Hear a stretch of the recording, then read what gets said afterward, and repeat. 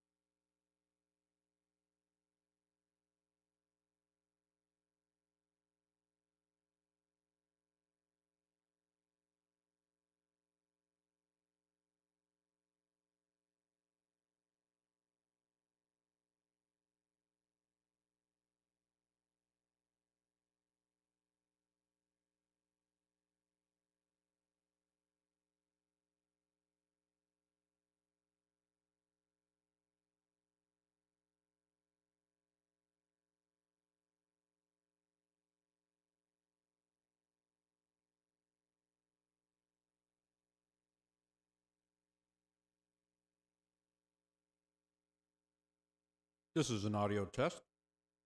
Testing audio to the live stream.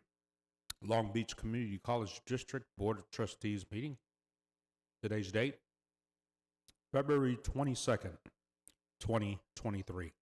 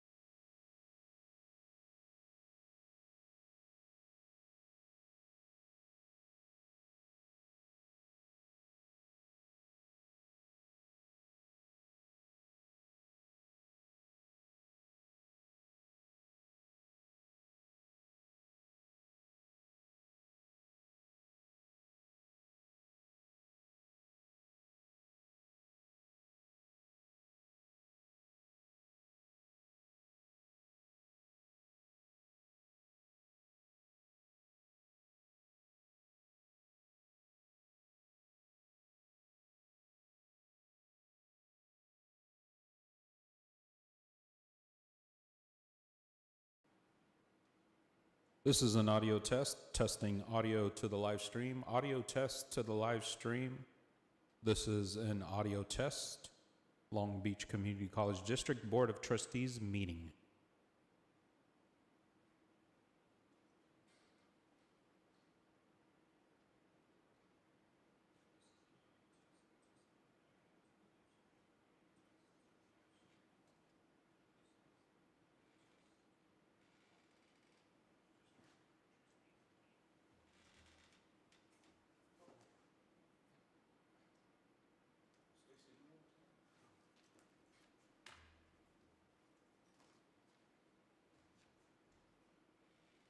This is an audio test. Audio test to the live stream. Checking audio to the live stream. Long Beach Community College District Board of Trustees meeting.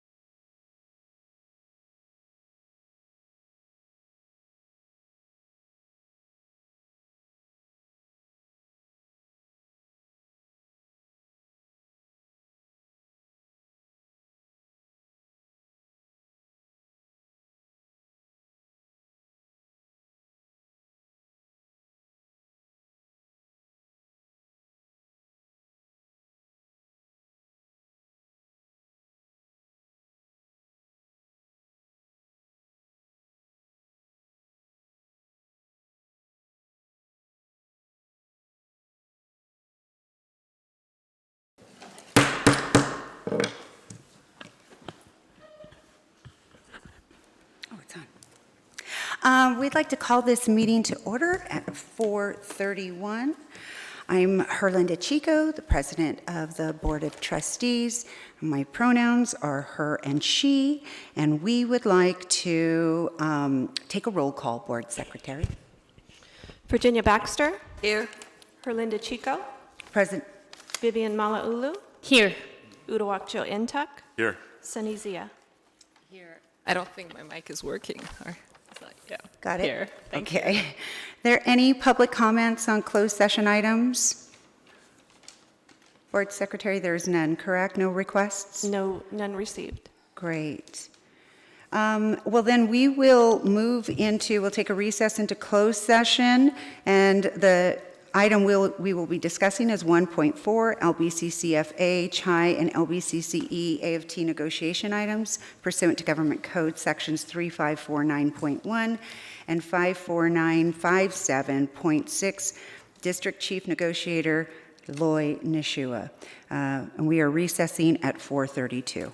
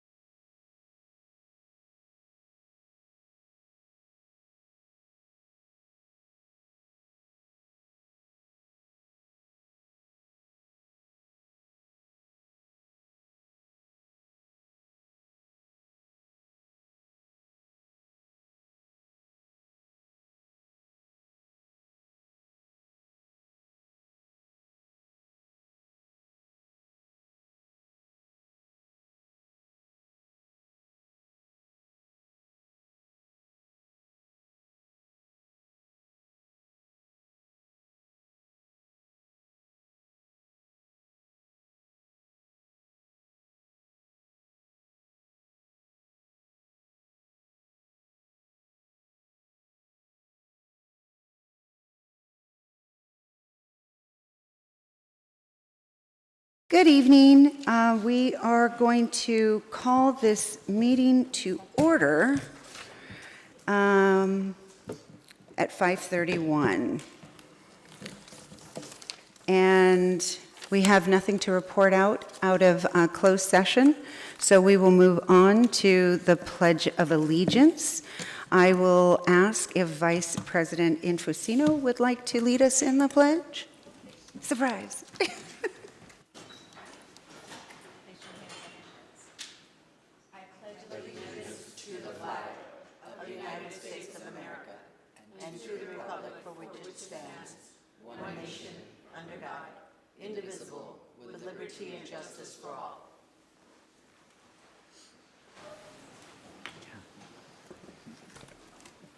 Thank you. Item 2.3 is our land acknowledgement. Long Beach City College acknowledges our presence on the traditional ancestral land of the Gabrielino Tongva peoples. This land remains unceded territory. We acknowledge the painful history of genocide and forced removal from this territory. Long Beach City College honors and respects the Gabrielino Tongva ancestors and their connection to this land. Item 2.4, roll call. Board Secretary, please call the roll. Virginia Baxter. Here. Herlinda Chico. Present. Vivian Malauulu. Here. Uduak-Joe Ntuk. Here. Sunny Zia. Present. Student Trustee Hernandez. Present. Great. 2.5 is a report on closed session items. There is no report on closed session items.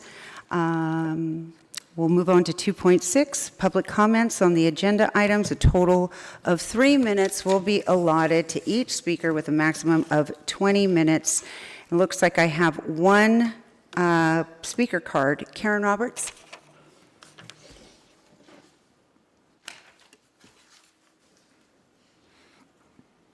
Good evening, Superintendent President Munoz and Board President Chico and trustees. I'm Karen Roberts, part-time faculty, and I'm here as public, but also in my capacity as CHI lead negotiator to say that my team is looking forward to meeting with the district to bargain in good faith the items that have been sunshined by both CHI and the district, including the supplemental items that I see on the agenda tonight. Our part-time faculty have been pretty vocal over the issues most concerning to them. It shouldn't be surprising that increased pay for office hours tops the list of concerns, but there are others like healthcare, making sure reemployment rights language is being honored in each department, last-minute class cancellations, and also, since the firing of Dr. Moore, part-time faculty have expressed a lack of confidence in their employer to act fairly in matters of discipline, as at-will employees working precariously from semester to semester, we experience such actions as disheartening. After all, we are all here for the students and have a lot invested in helping students to succeed. But working within a capitalist economy means we also have a moral obligation to be self-supporting and support our families. That is difficult when much of our time is taken up looking for work, as part-time faculty do. At a recent board meeting, a couple of trustees suggested they were forced to fire Dr. Moore because CHI's collective bargaining agreement was lacking something, and I wasn't clear because I was just watching the video. But I'm assuming you were talking about maybe an article on disciplinary procedures. I just wasn't very clear. So it's a bit puzzling to us because the decision was put to a vote. In fact, 2 trustees voted not to fire Dr. Moore.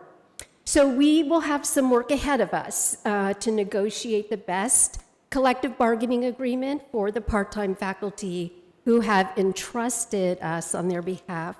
And I look forward to some interesting and insightful discussions with the district's negotiations team.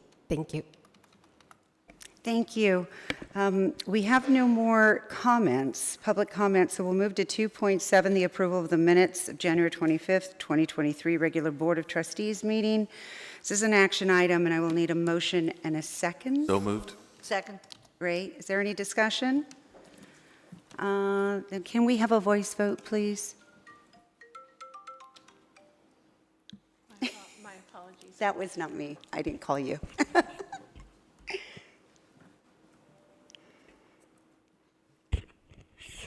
All those in favor say aye. Aye. Any opposed? Motion passes. Thank you. Item 2.8, public disclosure of the district supplement initial bargaining proposals to LBCCFA. At this time, the public shall have the opportunity to express itself regarding the bargaining proposals as described in item 9.1. Is there anyone in attendance who would like to comment? See none. The initial bargaining proposal from the district was sunshined at the Board of Trustees meeting on January 25th, 2023. In accordance with Government Code Section 3547, the public now has the opportunity to comment on the proposal. The proposal may be viewed in items 9.1. Since we have no comments, we'll move on to item 2.9, public disclosure of the district's supplement initial bargaining proposals to CHI. At this time, the public shall have the opportunity to express itself regarding the bargaining proposals as described in Agenda Item 9.2. The initial bargaining proposal from the district was sunshined at the Board of Trustees meeting on January 25th, 2023. In accordance with Government Code Section 3547, the public now has the opportunity to comment on the proposal. The proposal may be viewed in items 9.2. Is there anyone in attendance who would like to comment? See none, we will move to item 2.10, reordering of the agenda. Are there any requests to reorder the agenda? See none. We will now move on to item 3.1, resolution of Black History Month. The recommended action is that the Board of Trustees adopt Resolution 022223B, recognizing Black History Month as submitted.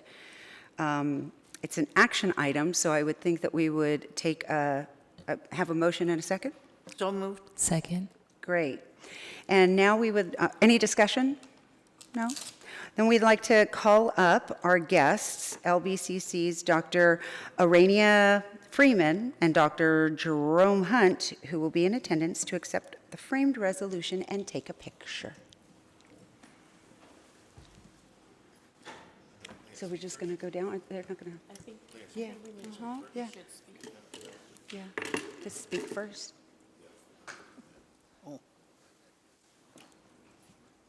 So if you'd like to say a few words first.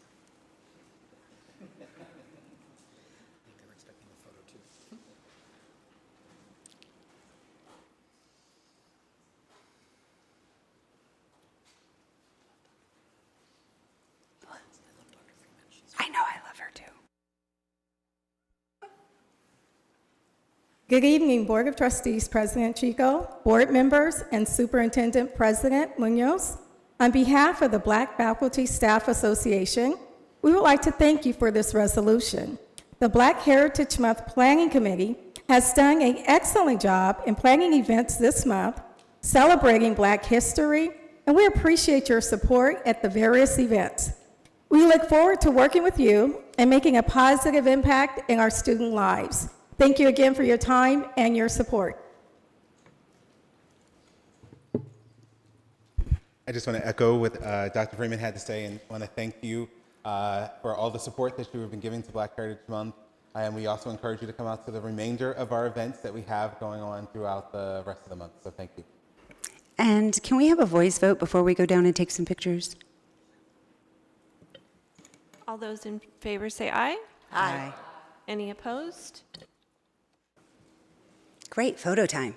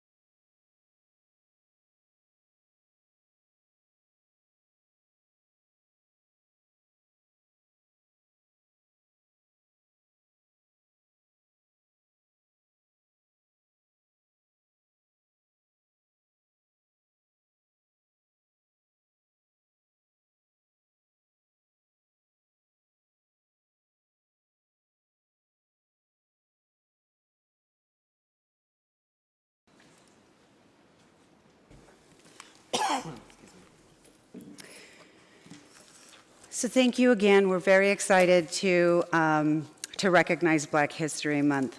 We'll now move on to 3.2, recognition of the LBCC Theater Department. There's going to be certificates, and Dr. Douglas will facilitate below. So Dr. Douglas. Yes. Thank you, Board President Chico, members of the board, Superintendent President Dr. Munoz, and members of Long Beach City College family. In the fall, Long Beach City College was honored to receive the James Ackerman Crystal Arts and Humanitarian Award. The award was in recognition of our outstanding service and dedication to the greater Long Beach arts community, and for supporting the arts and the mission of the International City Theater. Though we received the award as an institution, the real heroes are the faculty, staff, and students of the theater department. Their work, leadership, and collaboration across the city continues to have a profound impact on countless individuals, neighborhoods, and families. Here tonight to receive the award on behalf of the department are Professor Anthony Carrero, department head, and Dr. Gregory Mortensen.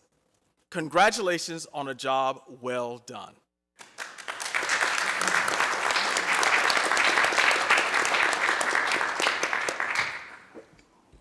Can we invite them to say a few words? Would that be okay, Dr. Douglas? Absolutely. I understood that the red light is on. I hope you can hear me now. Yes, but I my can. apologies.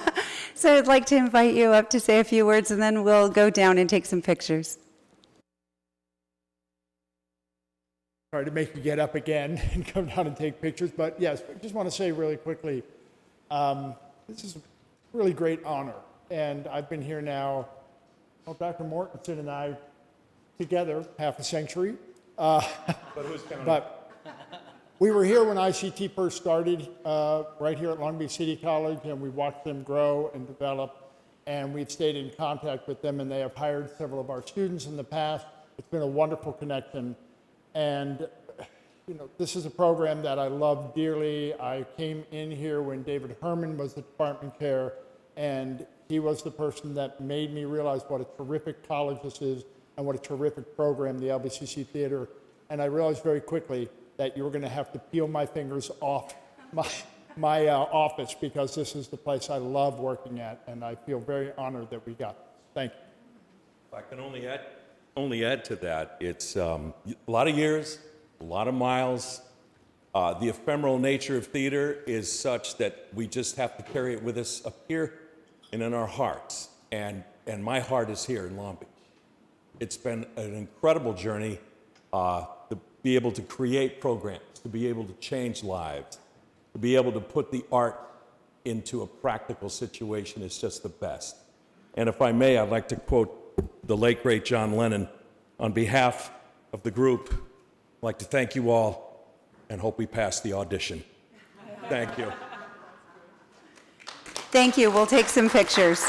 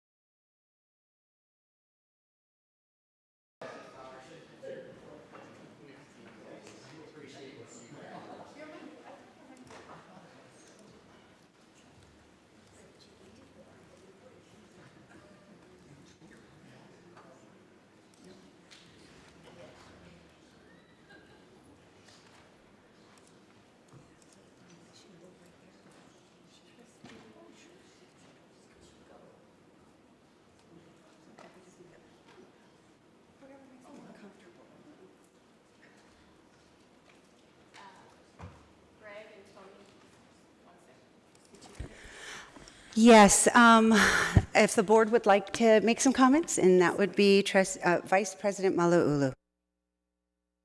Thank you, President Chico. I would like to once again extend my most heartfelt congratulations to the entire theater department community of LBCC under such great leadership. And I know that there's a host of other faculty members and staff. I wish they could have all been here tonight to accept this recognition on behalf of the board, from the board. But I would personally like to say thank you because I've seen firsthand what you are able to do. Someone important once said that theater is not therapy, but it is therapeutic. And we've seen that a lot lately, especially with the Deploy the Arts program and some of our other programs that our students are involved in with writing their own monologues, creating their own storylines. I believe it was, I don't remember if it was 2017, 2018, things are blurry, but the concept of This is Long Beach was an idea that was presented to you that was shared with one of the TART classes, and students wrote their own experiences in the city of Long Beach, things we didn't even consider, things that hadn't even crossed our mind that they would write about, and it became a one-night show. It became a production. I'd love to see something like that happen again, only because the students are able to, beginning to end, have ownership of that production, and we're able to invite people from all walks of campus. Athletics, the culinary arts, we can do a series of it, and it's an opportunity for the community to see what the theater department does, but it's also an opportunity for that therapy, for students to be able to engage and express themselves in such a way. So thank you. I appreciate what you do, and I'm very proud of you. And thank you.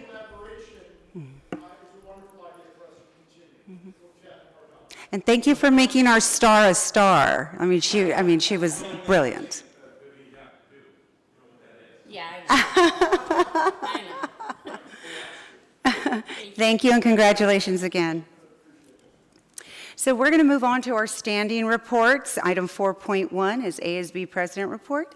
Alana Jolivet. Hello. Hi, everyone. I just want to come by and let everyone know that the next ASB meeting is going to be February 27th. I know Chip said that he will be there, so we're looking forward to that. We had the Black Panther Wakanda Forever movie screening, which was a huge success. We had over 100 people there, which was awesome because we were afraid for a second. We're like, we hope everyone will come out and be able to sit together. It went great. I got pictures and I was like, oh, I almost brought my daughter, but she would have been mayhem. So I wasn't able to make it, but I heard such great things. And I know that we're looking to do more throughout the rest of the semester. So we want to see it come back again.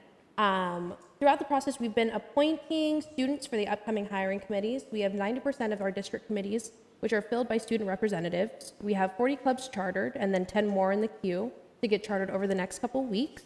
And then we have the ASB election applications that will be released within the next couple weeks as well. So if you would like to attend our 27th meeting, feel free. If not, no worries. We can let you know at the next meeting. So any questions, comments, concerns? No? Not at this time? Awesome. Alrighty, well, thank you so much. You're wonderful. Thank you, Alana. I appreciate it. Moving on to item 4.2, Student Trustee Report. Alex Hernandez. Thank you, President Chico and board members. So this time I'm gonna do a little things different. So I'm gonna beat all my colleagues' boards to the punch. So Dario, can you show us some images up here?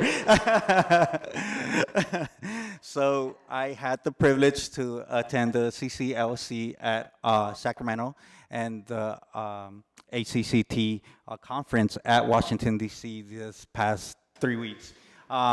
And also had the privilege to attend the UC Davis tour. So thank you for that. It was a great honor and privilege to actually be out there in lobbies with senators, assembly members, and congressmen, speaking about students' experience and struggles, which was something that, was very passionate. I got to personally get to hear from them and understand their experience and, have that common bond. Again, I'm very appreciative of all this experience that you guys gave me. But Dario, can you show the next slide? So as in JC's words, this is La Familia. I was able to take my mother to Washington, D.C., and she actually was able to meet up with her first kids. So she had previous kids that were actually taken from her when she was probably 10, 15 years. Yeah, so she came to the States looking to give a better status and, go and pick, bring her daughters over here, but they were taken away from her. So she was able to meet with their daughters here at Washington. They live in Virginia. This is actually the first time that I met my sisters, and it was a blessing. If you see, there is a picture here with Congressman Garcia. That is my niece, Racheli. So I was able to take her with me, thanks to Dr. Munoz for giving us the chance for her to meet a congressman, right? And she was excited. She's a junior in high school, and now, she has so much information, the support from my board members, and also all the pictures there. I gotta give props to Carl Kemp. He took all these amazing pictures. I'm so grateful for that. And of course, I can't leave my VP Malululu, right? She made my mom very welcome and, had that little bond and talked to her. And, my jefecita, she's everything for me, right? I know I had a couple of broken bones, but her obstacles are way much more different. And this is why I continue doing what I do here because, I know the struggles that she's been through and the struggles that I gone through, and I want all the students to succeed. And so this is why I'm continuing to be here. And again, thank every single one of y'all for making her feel welcome and, show her the same respect you guys show me. So thank you so much for everything. But thank you so much. That'll be the end of my report. I love that. That was beautiful. That was beautiful.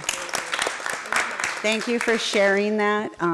It's really important to have, that experience, that voice. You're not the only person who has experienced something like this. So the fact that, there are people that can see where you are and what you're doing and the difference that you make, it's very inspirational. So continue to do what you're doing, Alex. You're doing a great job. You're welcome. Next, item 4.3, Academic Senate President Report. I'm sorry, Simone, you got to follow Alex. No. But you're on. That was beautiful. Thank you. So good evening, Board President Chico, Superintendent President Munoz, and distinguished board members and colleagues. I want to start off by saying the beautiful thing about February, that it's the start of our semester for spring, and it's also the start of Black Heritage Month. So it always feels really joyous, and I want to congratulate our tri-chairs, Bree Pinkerton, Dr. Freeman, and Dr. Hunt for the time and the love that they put into all these events for the month, and also the committee that works very hard. I also want to congratulate the curriculum committee. We got Chancellor's Office approvals on all those new programs and courses, a ton of them, so we are excited about that. I also wanted to highlight the good work that's happening in SLOs. As you all know, we received a commendation from ACCJC for some of that work, but we also received a recommendation. So the SLO checker was put into place in fall. It's in place this semester, and our faculty are doing a fabulous job submitting those syllabi with the SLOs correctly. And this semester is also a really big deal for the SLO process because we are finally in the analysis and action phase for institutional, program, and course. So it is a heavy lift this semester, but we're going to have some good information for you all soon. And I want to congratulate Doug Rafael, who's our curriculum chair, Tricia Wilging for all of her leadership in the SLO work, and Jennifer Holmgren, who is a silent, fabulous partner who does so much work behind the scenes in this area. FPD, Dr. Alina Yang, many of us attended the FDIP mixer, February 2nd. This was a program that was brought back last year, and it's really making amazing strides. And our faculty, mentors, and interns had a really wonderful start to get to know each other, and really look forward to this program growing even more. Faculty professional development is working really hard over winter break on the culturally relevant pedagogy grant that was focused just for part-time faculty. So that's going well, and I'd also like to thank Veronica Alvarez for her leadership in FPD and the work that's going with Flex Day planning. Lastly, I know I mentioned this in the fall, but just want to mention it again, that our Senate is undergoing a shift and change with our membership model, our constitution and bylaws. We want to bring it up to speed with the current 2023 year. So that's going to be our heavy focus this entire semester. And I want to thank our legislative liaisons over the past 4 years, because this has been a very long process. It started with Jerry and it's ending. Finally, we're going to finish it. So I want to congratulate Carlos Ramos, who started this as our legislative liaison, Jennifer Nellis, who is our legislative liaison, who worked hard, and now we're bringing it home with Dr. Jerome Hunt as our current legislative liaison this semester. So that's the end of my report. Thank you. Wonderful, thank you. Cece Sadler is not here today, so we won't have a classified Senate report. We'll move on to item 4.5, LBCCFA Bargaining President Report. Suzanne Engelhardt. I didn't even recognize you with the headband on. I apologize, everyone, for looking at me like this. No, it's fine. Thank you. All right. All right. Good evening, Board President Chico, distinguished members of the dais, Superintendent Munoz, and in solidarity with CHI and AFT colleagues, faculty, all the good work from all the reports and the different events that were being acknowledged tonight, faculty. You guys do my work for me in highlighting their work, so thank you. Week 3, I feel a little bit behind. I was sick the first week, so out of all precautions and safety protocols, I stayed home and unfortunately missed a lot of these first week events of welcoming people back onto campus. But quickly catching up and now starting week 3, I would like to start off by continuing to remind the board members that our faculty members are off schedule during the winter and summer intersessions, unless we are a 197-day employee working on our on-schedule time, overlapping the winter and summer intersessions, or teaching an overload for hourly pay. We are on vacation, and it's it's fortunate, it's a privilege, it's great to be able to disengage if you have that time off and not doing overload or I bring that up just to say that when I am not here, it's because I'm enjoying that privilege, right? Our reassigned time, whether it's in my position or other faculty that are fortunate to get these reassigned time positions, that pay is for the fall and spring. And yes, just like many of you work over and above in your positions, our faculty do that as well. But we are off at that time unless, as mentioned, we have those other duties or responsibilities. I enjoy reading through the board agenda. There are so many interesting pieces of information. I encourage everyone to peruse through them. But the part I like best are all the highlights of what faculty are doing to help support this institution and our students. I think I will just read the agenda for my report on the great work our faculty continue to do for the educational and career advancements of our students. I want to continue to publicly acknowledge the hard work, dedication, and high caliber of contributions our faculty provide on a daily basis to this institution, each other, and our students. As you have the privilege to work with our faculty in your roles as trustees, please consider their work and the hours spent. We are not complaining, but I'm just asking to be aware.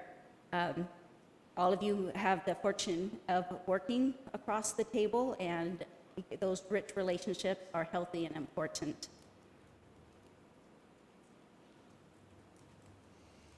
Each have a passion and pride, if you will, to do well and exceed, provide the best to this institution and our students. As you know, the Faculty Association began negotiations with the district yesterday. We had a pre-rally gathering before walking our fabulous team up the stairs to the negotiations table. I would like to take the remaining time to read to you our Faculty Association negotiations update that was sent to faculty this afternoon. You all will receive a copy letter this evening via email.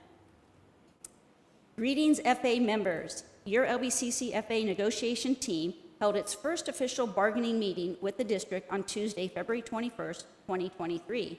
The district's proposal at this meeting dealt with updating contract language in Article 9, faculty evaluations, and 10, hours of employment service load, as well as the related appendices on the inclusion of student learning outcomes in faculty syllabi.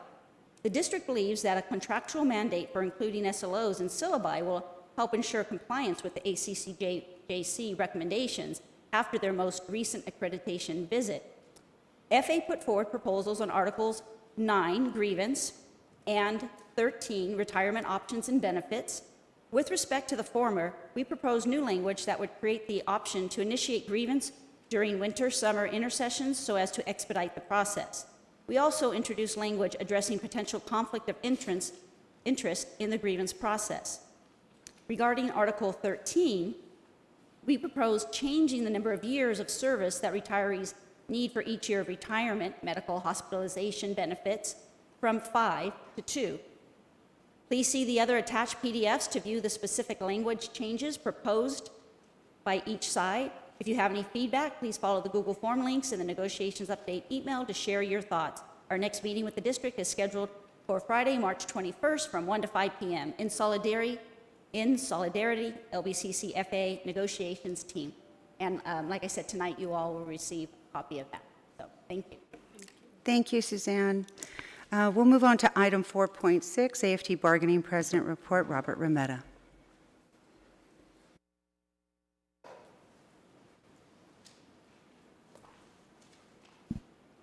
Good evening, President Chinko, Superintendent President Munoz, esteemed board members, members of the dais. It's truly an honor to be able to speak with you tonight. I just want to bring out some of the highlights. I've heard all sorts of wonderful things like enrollment's climbing. We're doing a great job. Dr. Douglas and Dr. Corral's teams, I have to say, admissions and records, and the whole team, getting people in there, classified are doing what we can to get them in the seat. You know, we've been working really hard this last month to get everything where we want it. Right now, things are looking great, and I want to continue that ball rolling through the semester. You know, we got a great team Mike put together on top, and my crew down below, at least I call them my crew, my brothers and sisters. We're all working hard for the same thing. Get the students in the classroom, get the numbers up, do what we can to educate our community and give them the best education possible. That's our goal, and we're just happy to be part of that and doing the best job we can. I want to thank you all for continuing, and I'm looking forward. I know we rarely get down to PCC for all those people down there next month. If you haven't known, you're going to be down there, and it's going to be an exciting time. So you'll be able to see all the changes that are going on at PCC. Hopefully we'll get closure on the MM building someday, but it's moving forward, and so that's a positive thing. And, you know, we got a lot of projects going on the campus. You know, we all try to work for the betterment of our students. I mean, it's not a day I don't walk by and see what a great job Grounds is doing no matter what side of the campus you go on. We have a lot of changes going on at PCC with the trades. They're growing. We're trying to get more and more students in. The enrollments are high. You know, we're doing a great job. What can I say? We just need to continue, and I want to remind everyone that the whole goal is to get more students here, do the best job we can for our community, and I want to thank all of you for your hard work. You have a nice evening. Thank you, Robert. We'll move on to item 4.7, CHI Bargaining President Report, Crystal Mejia. Hi, hello. I'm reporting out on behalf of Crystal Mejia Huckabee. Good evening, Superintendent, President Munoz, Board President, and Trustee. I'm sorry I can't be there in person this evening. I hope to return in the coming months. Unfortunately, I broke my ankle, and this might limit my person activities. CHI will host a membership drive in the spring. Date is still tentative. CHI recently sent out a negotiation survey to our part-time faculty, and we hope to use our collected responses to aid our negotiations. CHI will begin negotiations with the district beginning Monday, February 27th. Our contracted hourly instructors are looking forward to ensuring a fair contract for our part-time faculty. Thank you, Crystal Mejia Huckabee. Thank you, Suzanne. Thank you, Crystal. We'll move on to item 5.1, Superintendent President Report. Dr. Munoz. Thank you, Board President Chico. Good evening and happy spring semester, everyone. We are excited to see that our college is back to life as students, faculty, and staff return to both campuses. The energy is really palpable, and I'm looking forward to for everyone having a great semester this year. So let's start with wishing everyone a happy Black Heritage Month. We are proud to celebrate Black Heritage Month. We held our kickoff event earlier this month, and it was phenomenal. I have to be honest, I came straight from the airport to join. I didn't think I was going to be able to make it, but my flight came in 30 minutes early, and I was like, I'm going to make it. And I was stinky, I'm not going to lie. I was flying after a 5-hour early morning flight, but I was there. And my heart was so full to see so many students, faculty, and staff out. I don't think I've seen that many folks on campus since before the pandemic. So it really warmed my heart. I want to acknowledge our Board of Trustees and students and colleagues who were present at the celebration. And I also really want to acknowledge and thank our Black Faculty and Staff Association. So a very special shout out goes to Dr. Alicia Kirkwood, Dr. Jerome Hunt, Dr. Arenia Freeman, and Dr. Lee Douglas. Thank you for your leadership. There are still some upcoming events, including the second annual Black Heritage Month Performance Art Showcase, which is tomorrow from 3 to 5 p.m. in the Bob and Barbara Ellis Auditorium. I hope to see you all there. I'm also very proud to announce that LBCC was recognized at the Andy Street Community Organization's Black History Month celebration. The college received the CEO Diversity Award along with the Boeing Company. And there was a very special celebration for Mayor Rex Richardson as the first Black mayor of the city of Long Beach. It was a lovely community event, and the audience genuinely appreciated the leadership this board has demonstrated in creating programs that meet our students where they are and facilitate transformative change in their lives. As you may recall, last month we hosted Mayor Rex Richardson for his first official visit as mayor. I was pleased to have Interim Vice President Infacino, Dr. Carmichael, and Carl Kemp join me as we gave him a snapshot of all that LBCC has to offer. I believe this is the beginning of a great relationship with the mayor's office and expect LBCC to be a venue for future activities and partner on upcoming projects that benefit the Long Beach community. Here's a highlight video of his visit.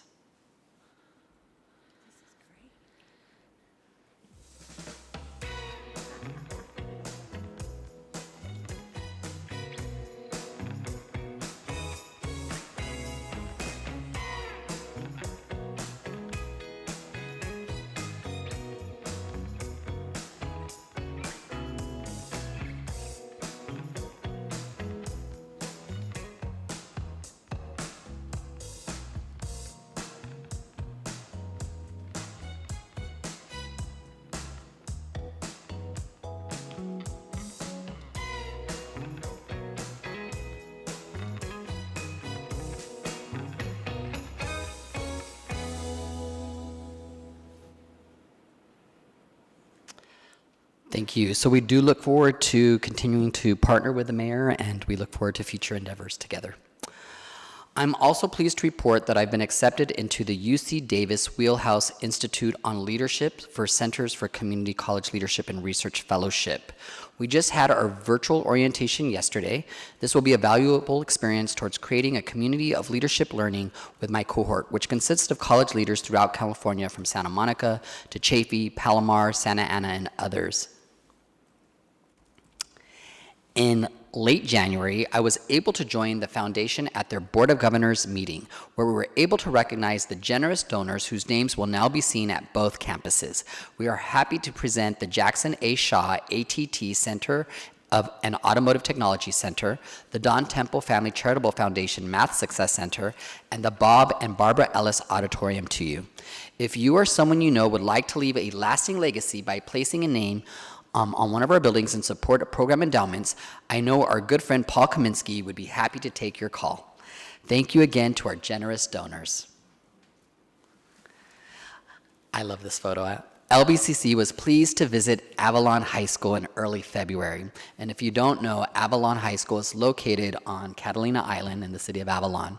The team conducted an all-high school dual enrollment session, held direct enrollment and counseling services for interested students, provided 12th grade students with wraparound services, including orientation and guided placement and counseling. And we took all the services to them.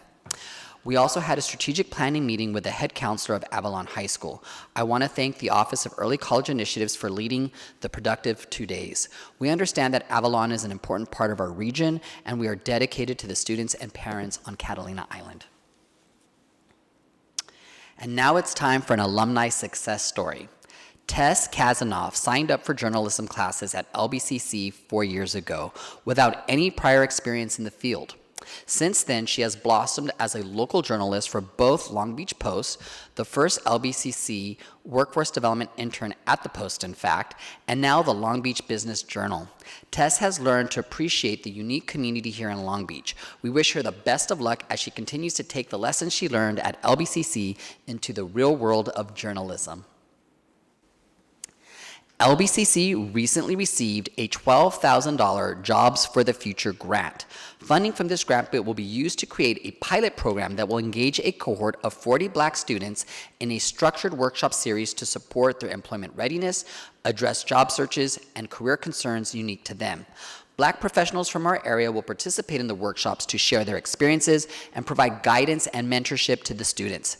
The program will also include photo sessions for professional social media profiles, access to proprietary job board with postings from industry partners, a hiring event, and a networking event which will include a variety of local Black businesses and community leaders. Great job, and congratulations to our workforce development for securing this grant. I had the privilege of attending the LBCC Faculty Diversity Internship Program meet and greet, where I enjoyed meeting mentors and interns in the program. They used this time to discuss future plans for the spring semester and engage in some fun team building activities. So they are off to a great start. Thank you to Dr. Yang, the FDIP coordinator, for the invitation. We actually had to do a listening activity. And let me tell you, that was, Suman, I don't know if you did the listening activity as well at the event, but that was hard. So you can see the photos of folks doing the activity. I think it was really, from my perspective, I think it's always important and humbling to kind of do those communication building activities because it reminds us that you got to really actively listen, right, to be able to reach your goals. So thank you for that. And again, congratulations, Dr. Yang. We are happy to learn that our Dietary Services Supervisor course program application has been reviewed and renewed through 2027. Congratulations to our Nutrition and Dietetics area Dean Jean Carbonara and Dr. Kobe Moridaze on this significant accomplishment. So congratulations. Congratulations also, since we're on a roll here of congratulations, let's keep this roll going for the League of Excellence Awards. Congratulations to this year's LBCC nominees for the 2022-2023 League of Excellence Awards. Many of you would know this award previously as the John and Suanne Roche Excellence Awards and the NISOD Award. Please be sure to send your congrats to our reading and teacher preparation faculty member, the dedicated Trisha Wilging, our classified IT guru, Arnie Nystrom, and the talented Director of Planning, Jennifer Holgram, who will be honored at the Innovations Conference in Tempe, Arizona next month. A small group of LBCC traveled to meet with our elected representatives in Sacramento at the end of January while we attended the Community College League of California's annual legislative conference. We took advantage of this opportunity to meet with Assembly and Senate representatives from the Long Beach area, as well as Assembly Education Committee Chair Mike Fong and key staff from the Governor Newsom's office. I'll have more to share in our legislative update. The following week, we took off for Washington, D.C. for the Association of Community College Trustees conference, where I was honored to attend the Advisory Committee of Presidents while in Washington, D.C. It was also a thrill to see our very own LBCC student, Alexis Muro, attend the State of the Union as Congressman Robert Garcia's guest. Alexis is a nursing student with a 4.0 GPA. And I wanted to save my most important news for last. I had a very important meeting of minds at PCC last week. I took some meditation and some dinosaur imitations and some whistling, but I'm pleased to report that I secured an invitation to the hottest dance party in town, held daily at the Child Development Center at PCC. The students and staff are filled with contagious joy, and I thank them for the opportunity to read and visit. And I'm telling you, we did like 20 minutes of dinosaur roars, and it was pretty cool. I literally was like, can I just come hide here a couple times a week? Because I felt so reinvigorated after spending some time with our child development students. This concludes my report for the month. Thank you so much, Dr. Munoz, and congratulations to you on being accepted to the UC Davis Wheelhouse. You continue to, put LBCC in these wonderful spaces and represent us so well. And I'd also like to take a point of personal privilege just to recognize Dr. Corral and his team for the incredible work that you've done at Avalon High School and on that island. I had a conversation with Mayor Annie Marshall this afternoon, and she was talking about how excited they are that you all are making such an effort to go there, engage with the students, to engage with the families, and to try to find solutions to ensure that they can take part at LBCC. So thank you so much for doing that. Item 6.1, legislative visits. Dr. Munoz will provide an overview of the recent legislative visits in Sacramento and Washington that he just previewed. The trustees will share their experiences, the ones that attended. And I want to thank Trustee Zia for asking to have this report so those of us that weren't there could share in and learn what you all did, sharing those experiences. So thank you for that. I'll turn this over to Dr. Munoz. Thank you so much. So as I previewed it in my superintendent presence report, we had the privilege of, back in January and the first part of February, to engage in advocacy trips both in Sacramento and Washington, D.C. So I'll be providing a brief update as well as providing opportunities for the trustees who attended to do a report out. So let's start with Sacramento, the League's annual conference and legislative meetings. And just for some context setting, I think it's important to note that we do our advocacy work in conjunction with some of the associations that we're affiliated with and their conferences, so that we're not flying up separately, but we're taking full advantage of being in Sacramento and participating in these legislative conferences. So the first was the League annual conference and legislative meetings, which were held January 30th through January 31st. So let's introduce you to the Sacramento team. We had Board Vice President Vivian Malauulu in attendance, Trustee Uduak-Jo Intuck, Student Trustee Alex Hernandez, myself, Interim Vice President of Economic, Workforce Development, and Government Affairs, Melissa Facino, Carl Kemp, Interim Executive Director of Communications and Public Affairs, as well as Carol Gonzalez from our legislative advocate, from SES. And yes, that is a photo of us in Sacramento with the golden bear. And someone actually commented on my LinkedIn and said, that's the most germy bear in Sacramento. And I was like, I kind of, when I read the comment, the bacteria bear, and I kind of went like, ew. So I don't know, next time I think I'm gonna do a hover hand when we go back next year. But before I go too far, I wanna acknowledge this team. First, I wanna start with Student Trustee Hernandez. Your vulnerability and your way to connect with our elected officials and leaders in Sacramento and DC, it was, I think you brought the stories of our students to life.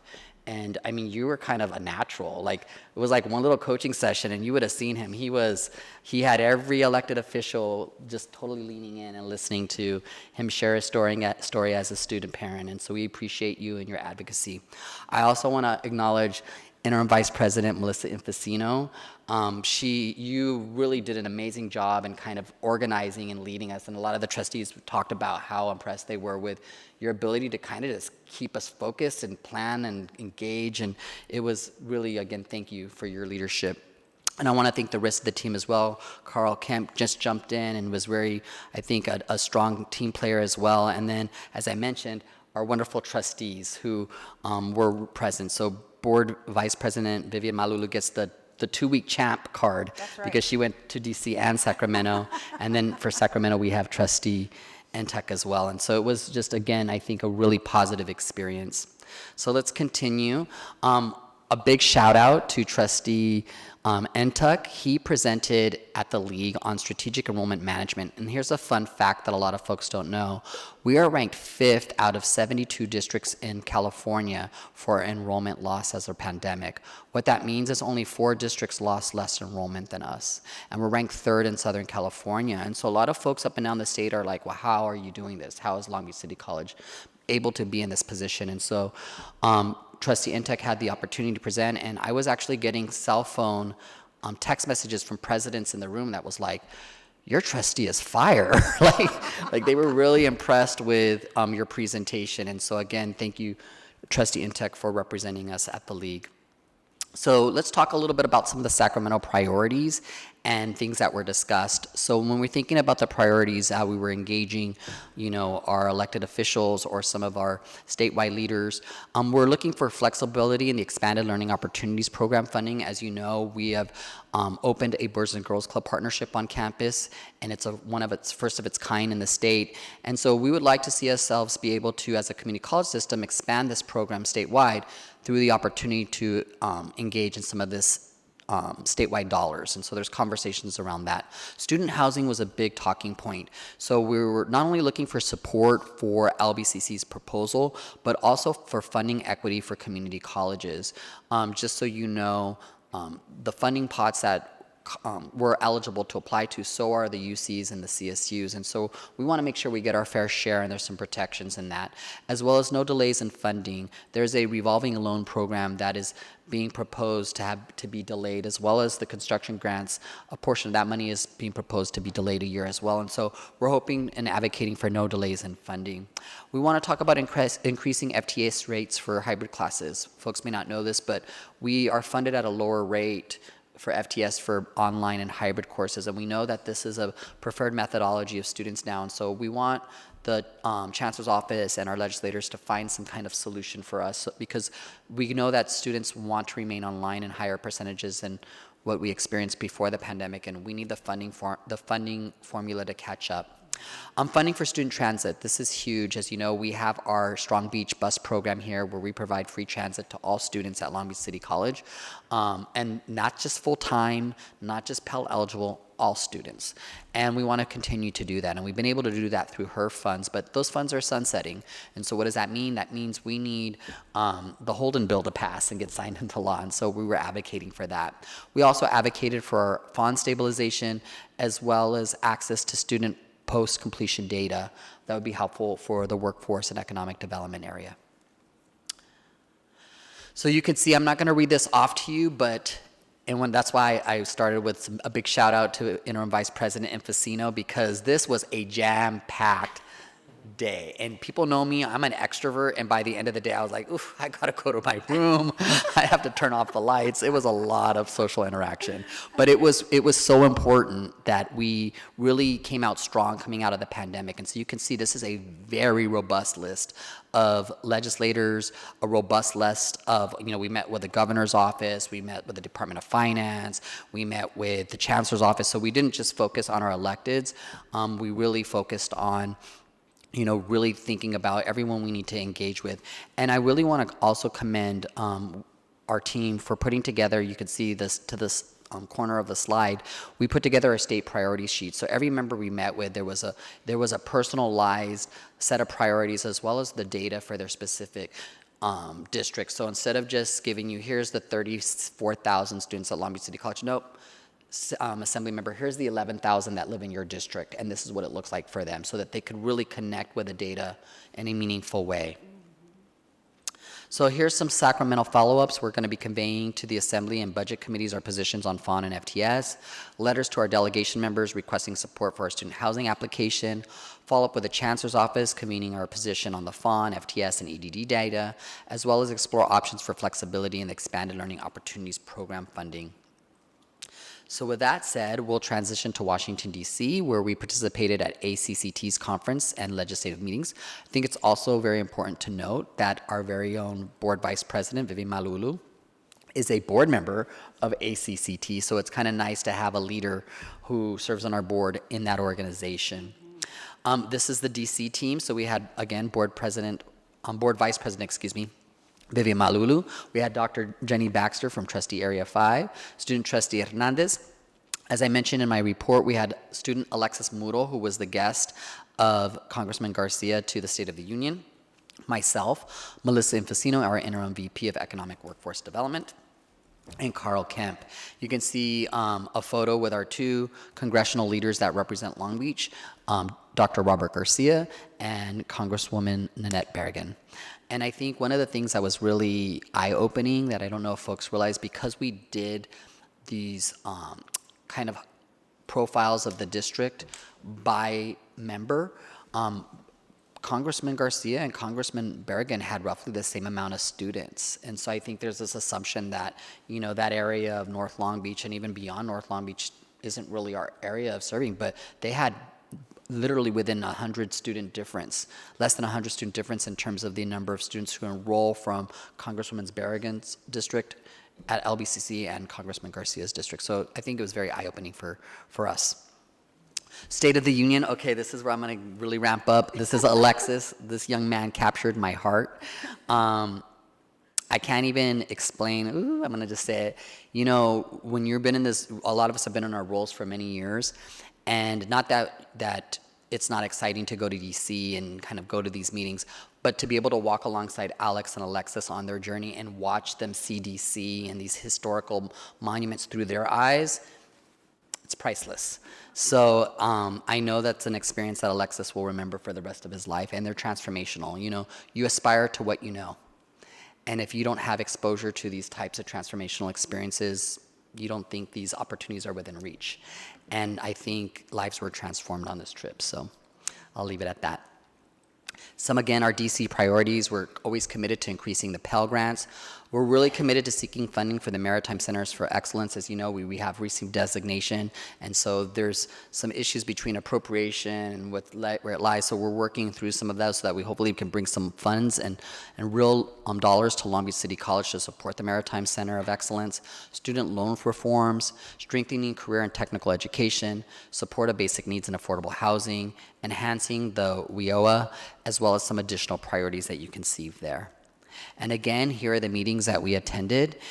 We attended the National Science Foundation, Excelencia in Education, Department of Labor, Unidos US, Office of Congresswoman Michelle Steele, Congresswoman Nanette Berrigan, Congressman Dr. Robert Garcia, the Department of Ed, Senator Alex Padilla, which our board vice president, Malulu, was one of 3 people that was able to ask a direct question to our senator, as well as the Office of Senator Feinstein. So some DC follow-up, again, support for Maritime Centers of Excellence, exploring expansion of 21st century funding to community colleges, relationship building with the National Science Foundation, as well as ongoing relationship building with departments of labor and education. And so here's a nice photo montage of the 2 weeks, and you can see it was a great experience. And with that said, I would love to turn it over to our trustees who attended to provide reflections and report outs. Trustee Baxter.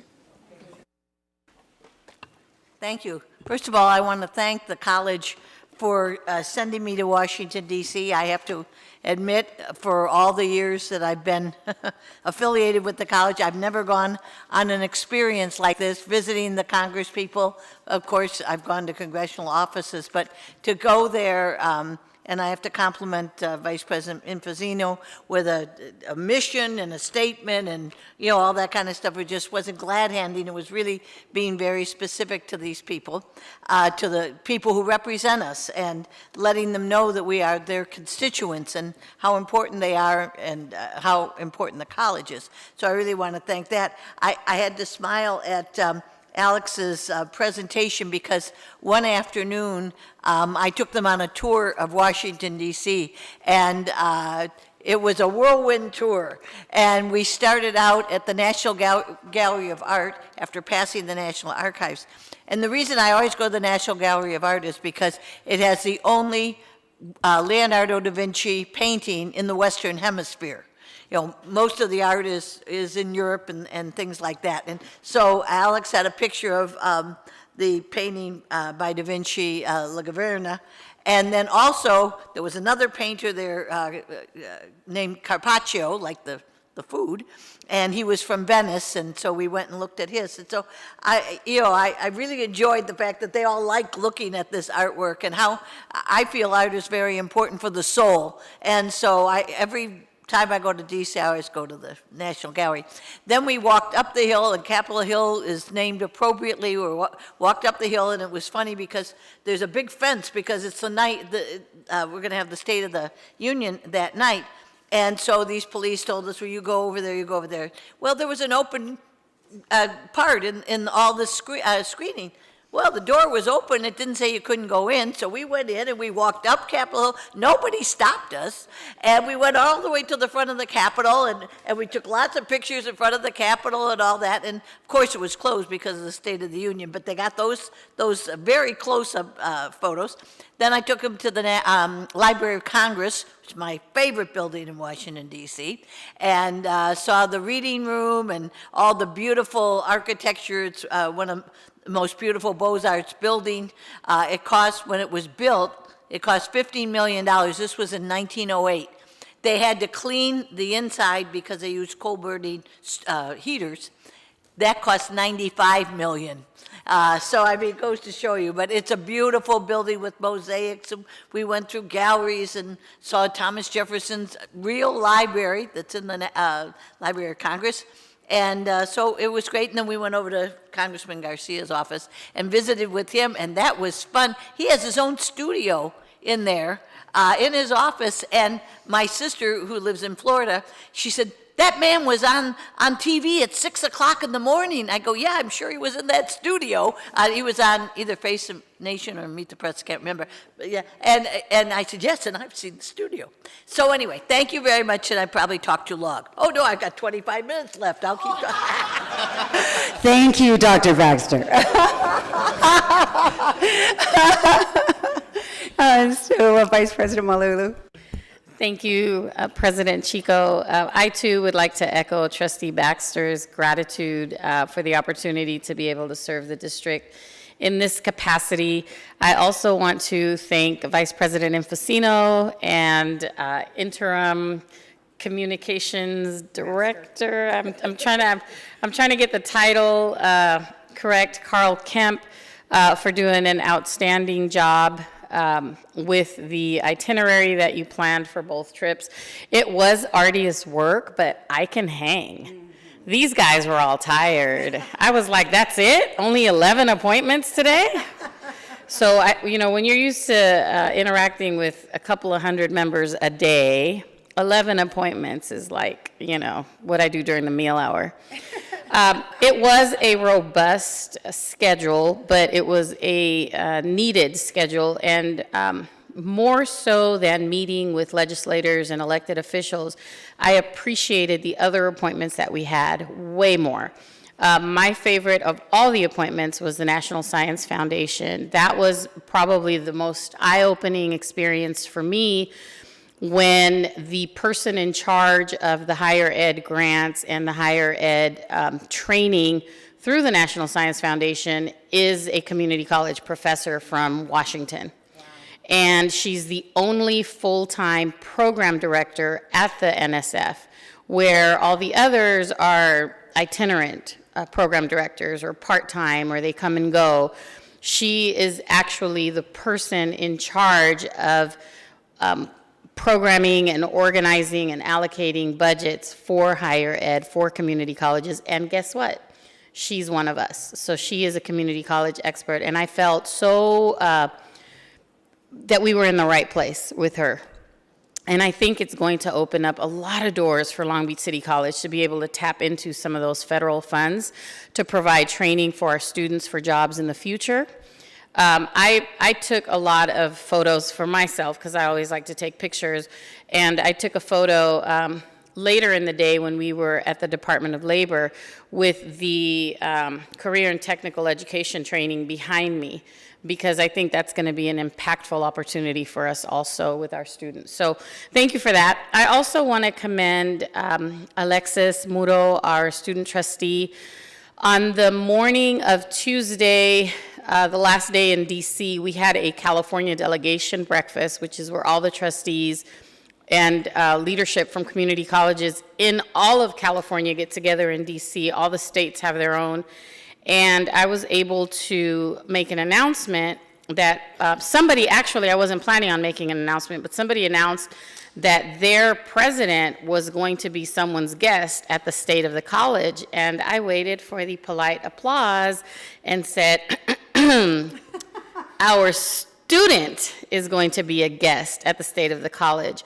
And that prompted the league to reach out to Alexis and Congressman Garcia and do a whole separate thing just on the two of them for the Chancellor's office, which is a huge opportunity for Long Beach City College to show that one of our students, an immigrant, a dreamer, a nursing student in healthcare during a pandemic, was able to rise to such a tremendous platform. So I'm really proud of that. And then I was going to talk about our wonderful student trustee during my report, but since I also have 21 minutes, just kidding. LBCC is so lucky, the students of LBCC are so lucky to have Alex represent them. I got to spend 2 weekends with him. He is genuine, he is hardworking, he's sincere, never got tired, never complained, positive attitude. We walked from here to there.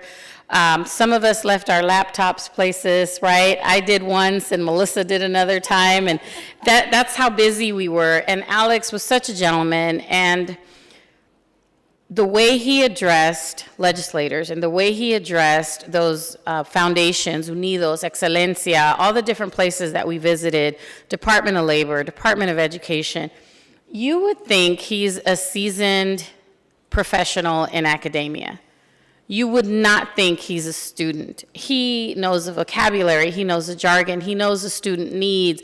He shares his story with this, candor, and it's so vulnerable, and people were listening to him, and people wanted to help him, and it wasn't just him, it was our students that he represented.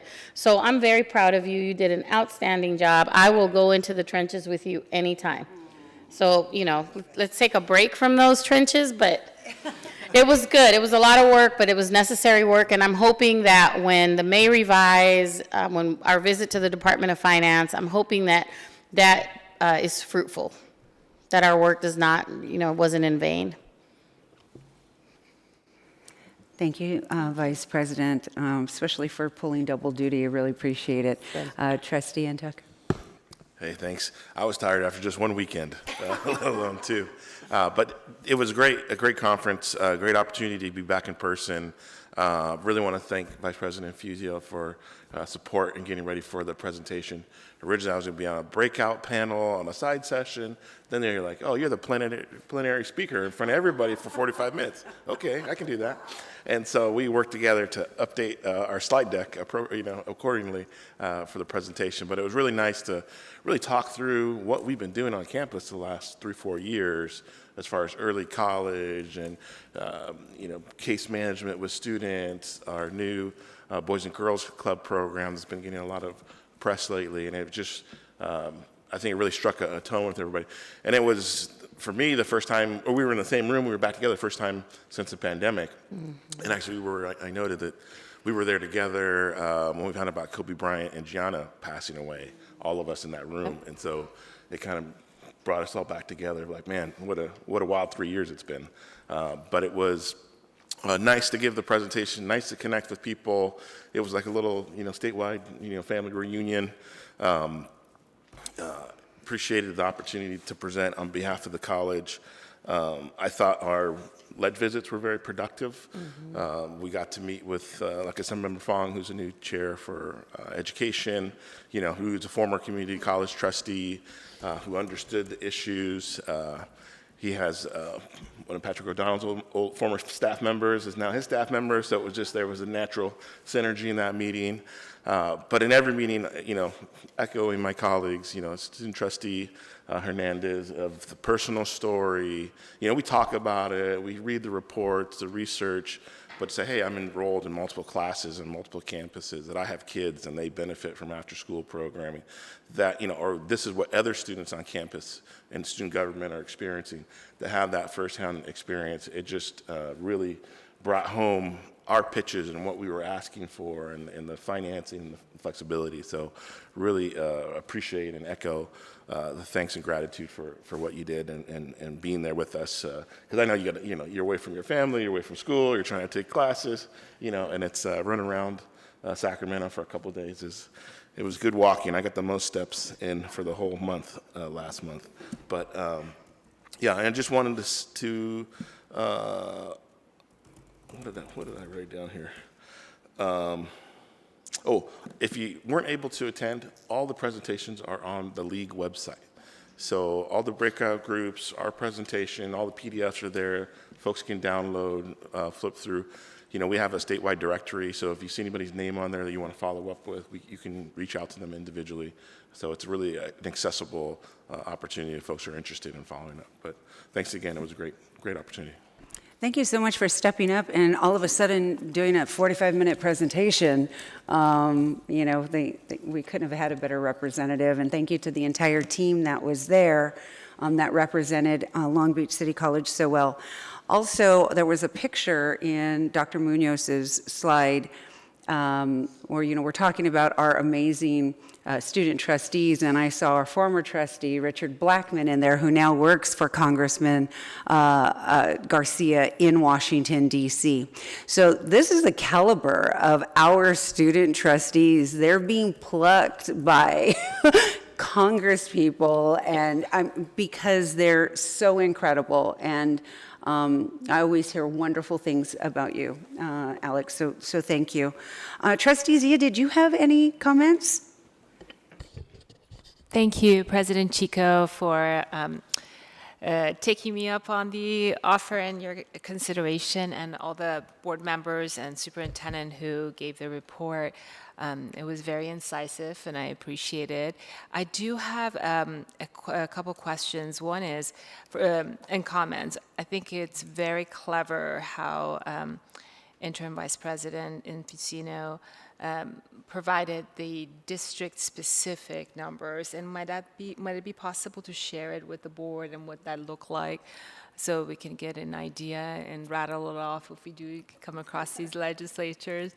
On page 5 of the report for the Sacramento priorities, I just want to better understand, what was the response that you got, or was there is there a certain timeline that we want to follow up? I know we have follow-ups impending, and then also for the DC as well, on the Pell Grants and the funding that the legislative priorities, particularly on page 11 for Title IX that was mentioned.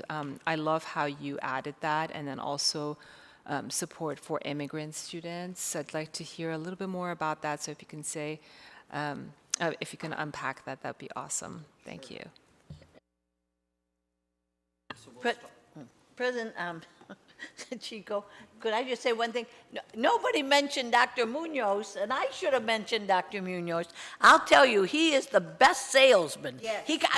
And that's a nice thing. I'm not saying it's a bad thing, but I'm selling student success. But he got in that office, and boy, he had all the materials out, and he had every single figure.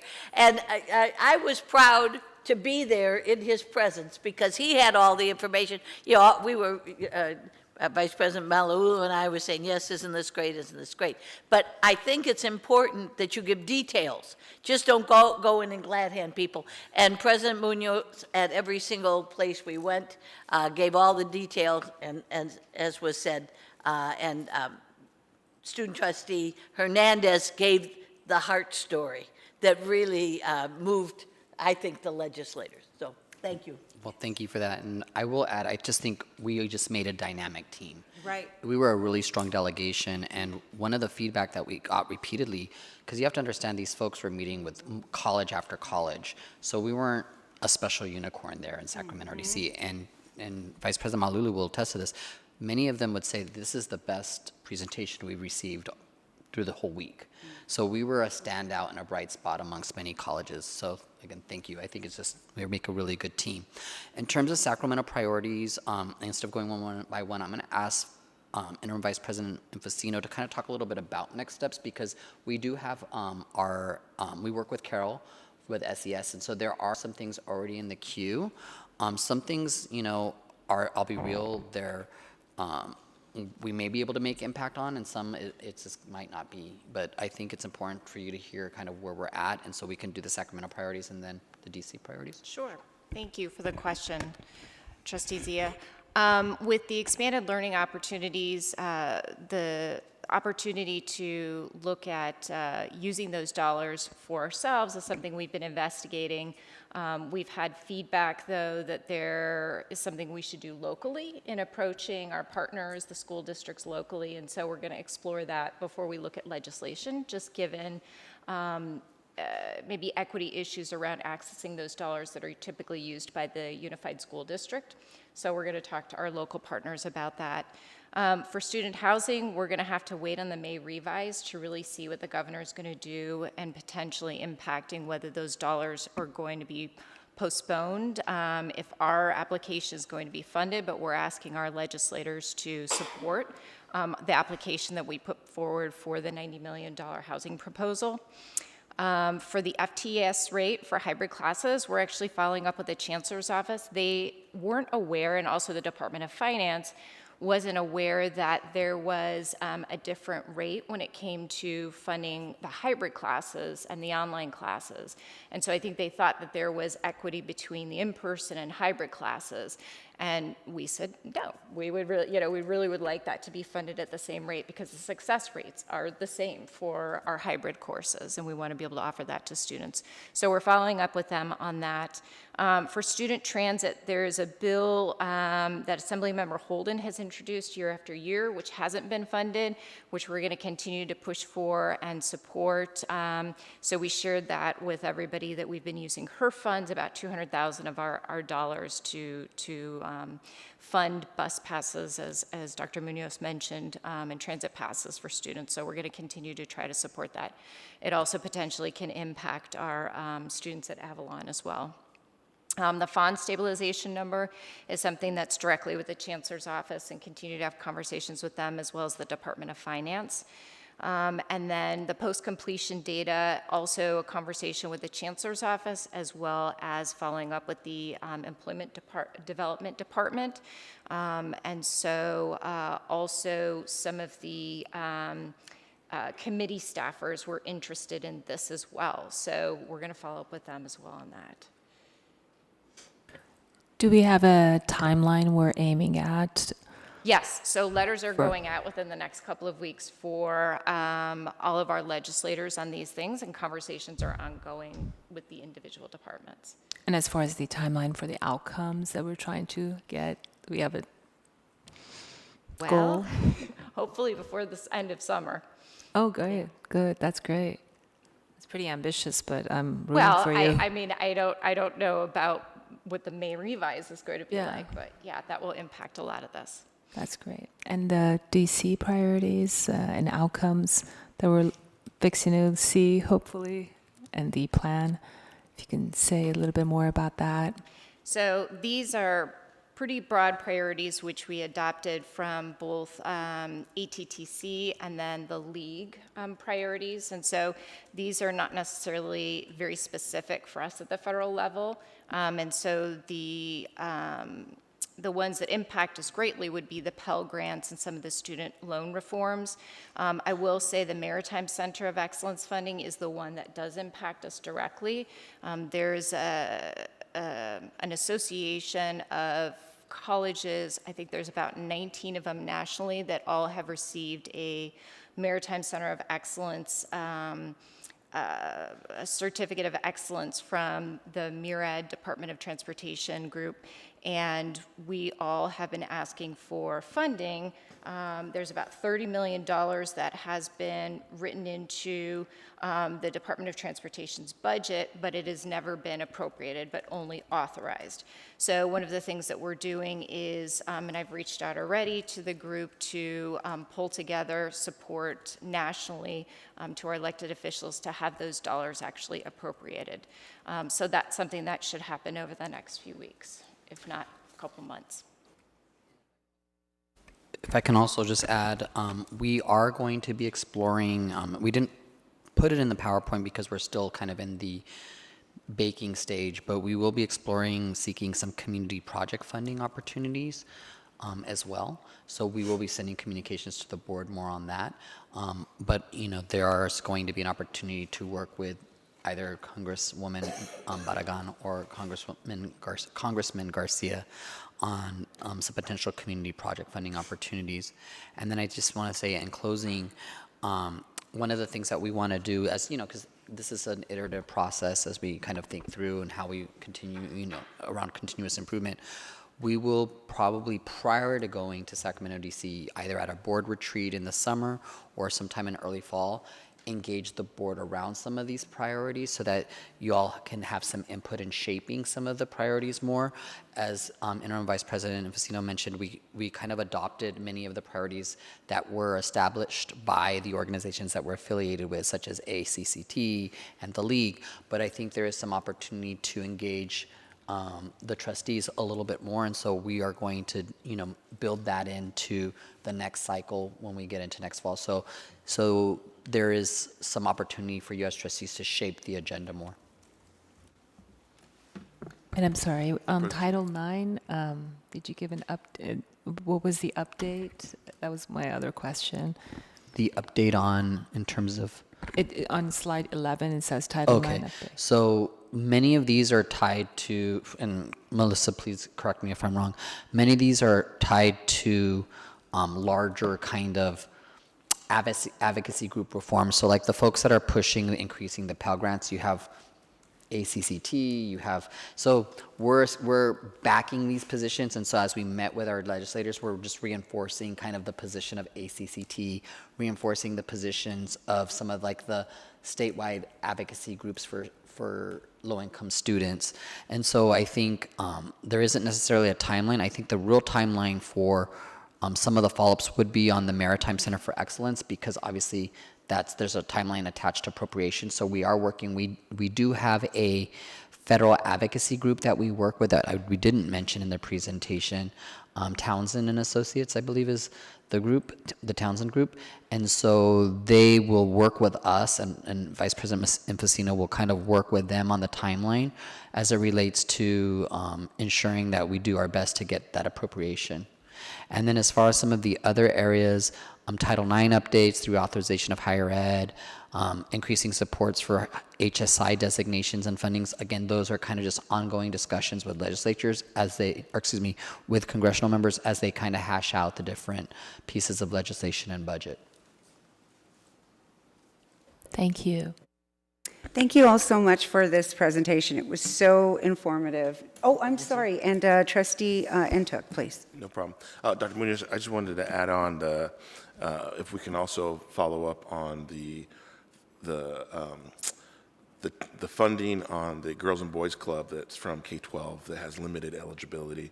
I know that when we were talking through how the program and how creative we've been with federal workforce students and partnering with Long Beach Unified, but Long Beach Unified is only able to reimburse for students who are Long Beach Unified students. And we would have to go out and do MOUs with every school district to be able to get reimbursed, versus if there was an opportunity to change the existing funding. We're not asking for more funding, but the existing funding may be eligible for more community college. Our community colleges also access that after-school funding. It's primarily designated for low-income, free and reduced lunch students in K-12, which we are serving as well. But you know, some of the funding opportunities may be a trial period of 3 years, you know, to see success. You know, a limit of maybe, you know, no more than 15% of the overall funds are for community colleges, so make sure that K-12 is getting the bulk of it, or even having a sunset after a certain time period. But if we can explore and really follow up with our Long Beach delegation, they were very supportive of the program, and that was one of the, I think, top things that we got, at least in the Sacramento trip. And I think it's Sacramento funding that would be impacted or would be changed potentially. Thank you for that. We have already started to explore both on the federal and state side. The federal side is the 21st Century Grant. We had conversations with the Department of Ed in DC about that, and so there'll be some follow-up opportunities there. There was some preliminary conversations about the funding at the state level, and one of the things that we heard is that because the K-12 hasn't spent down the funds and the budget constraints that they're facing, they're actually looking at a reduction. So it might be harder to access the state funds, but we are in progress of having conversations, and both Carol, who works on the state side, and the Townsend group that works, Ben, who works on the federal side, both know that's a priority for us to explore.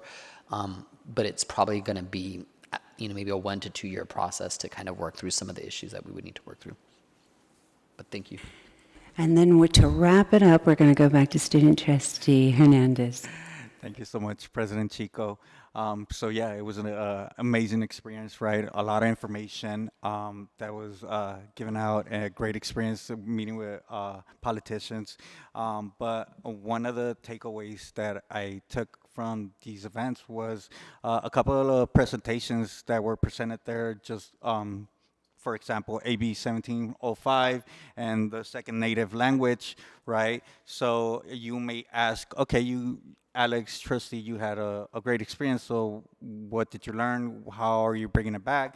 As I returned, I set up meetings with my VP, Noel, and VP Dr. Douglas, got to chat about all these, and with Dr. Douglas, we talked about the 1705 and ways that we can get data of our enrollments and how many students have, completed that. He was kind enough to set up meetings with Dean Moises Gutierrez. I actually met with him yesterday. Very passionate person. Oh my God, I had a blast with him. I thought it was going to be a 30-minute meeting. It came out to be a 1.5 meeting with him, even after work. And so we bonded. I was able to pick his brain and understand. And he's very passionate about advocating for the student success. I'm still pending on Dean Gleek, and then also pending on Dr. Chip, right? So definitely look out for that email because we're gonna chat. And but again, a great experience and just advocating for these students. But thank you. Thank you for taking that to the next level. I mean, that's really important, so thank you. We will now move on to, are the lights getting shut off already? Went a little dim. Oh, got it. Item 7.1, a resolution authorizing teleconference open meetings pursuant to AB 361. This is an action item. The recommended action is that the board adopt a resolution 022223A authorizing teleconference open meetings pursuant to AB 361 as submitted. Is there a motion and a second? So moved. Second. Any discussion? Seen? Oh, I'm sorry. I did second. Oh, yeah, no. Okay, see no discussion, so we can go ahead and go to a voice vote. All those in favor say aye. Aye. Any opposed?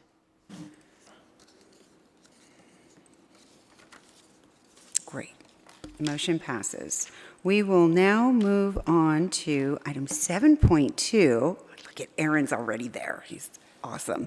Citizens Oversight Committee Annual Report. Aaron Moore, Chairperson for the Citizens Oversight Committee, will present the 2022 Citizens Oversight Committee Annual Report. Welcome. Thank you, Board President Chico, trustees, Superintendent President Munoz, and executive and faculty leadership.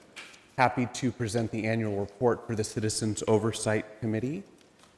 As you know, the COC is required by Proposition 39, and we oversee the approximately $1.3 billion in bond funding from Measure E and LB.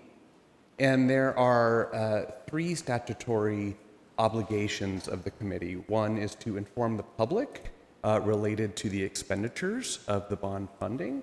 The second is to review those expenditures as an independent public oversight committee.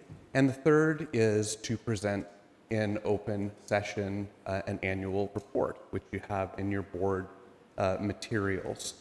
And very excited that that report shows the tremendous progress in the infrastructure of both campuses of LBCC, particularly highlighting in 2022 the completion of the kinesiology labs and aquatics center, which I know is getting tremendous use, not only as the physical labs, but anytime there's a new space to hold a meeting somewhere is very exciting on a campus. Building M, we're very much looking forward to the public ribbon cutting of that, and I know that is a transformative academic facility, along with just some important safety upgrades that we've had, along with ADA upgrades, which are continuing through the current year as well.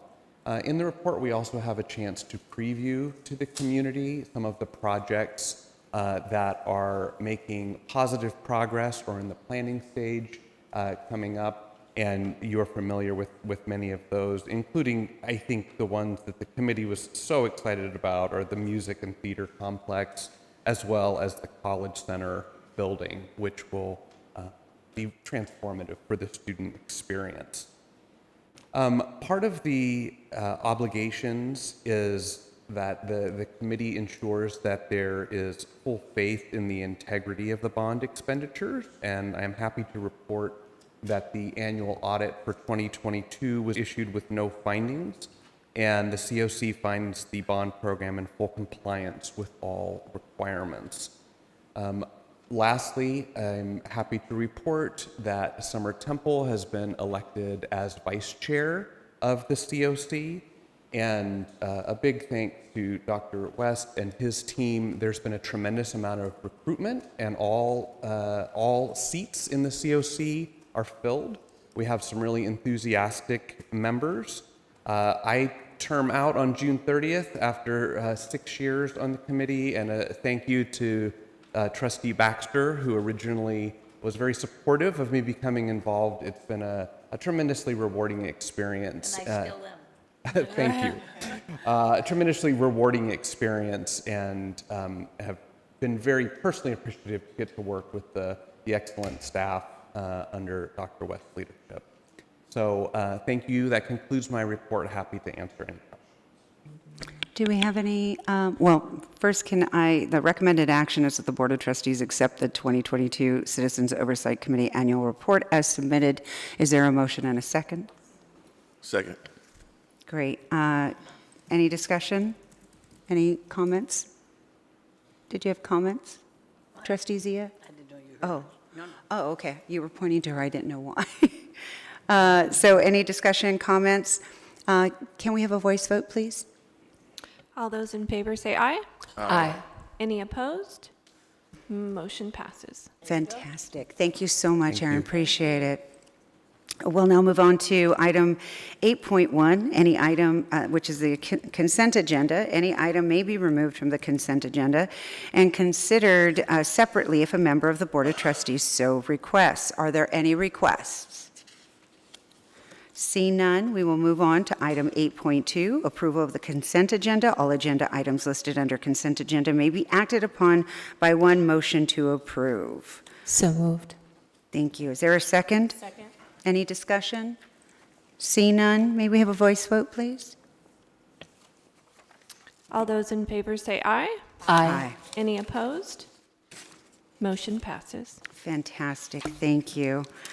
And I am going to try to get to my page. Is this it? Yes, this is it. So moving on to item 9.1, District's Supplemental Initial Bargaining Proposal to LBCCFA Full Contract Renewal.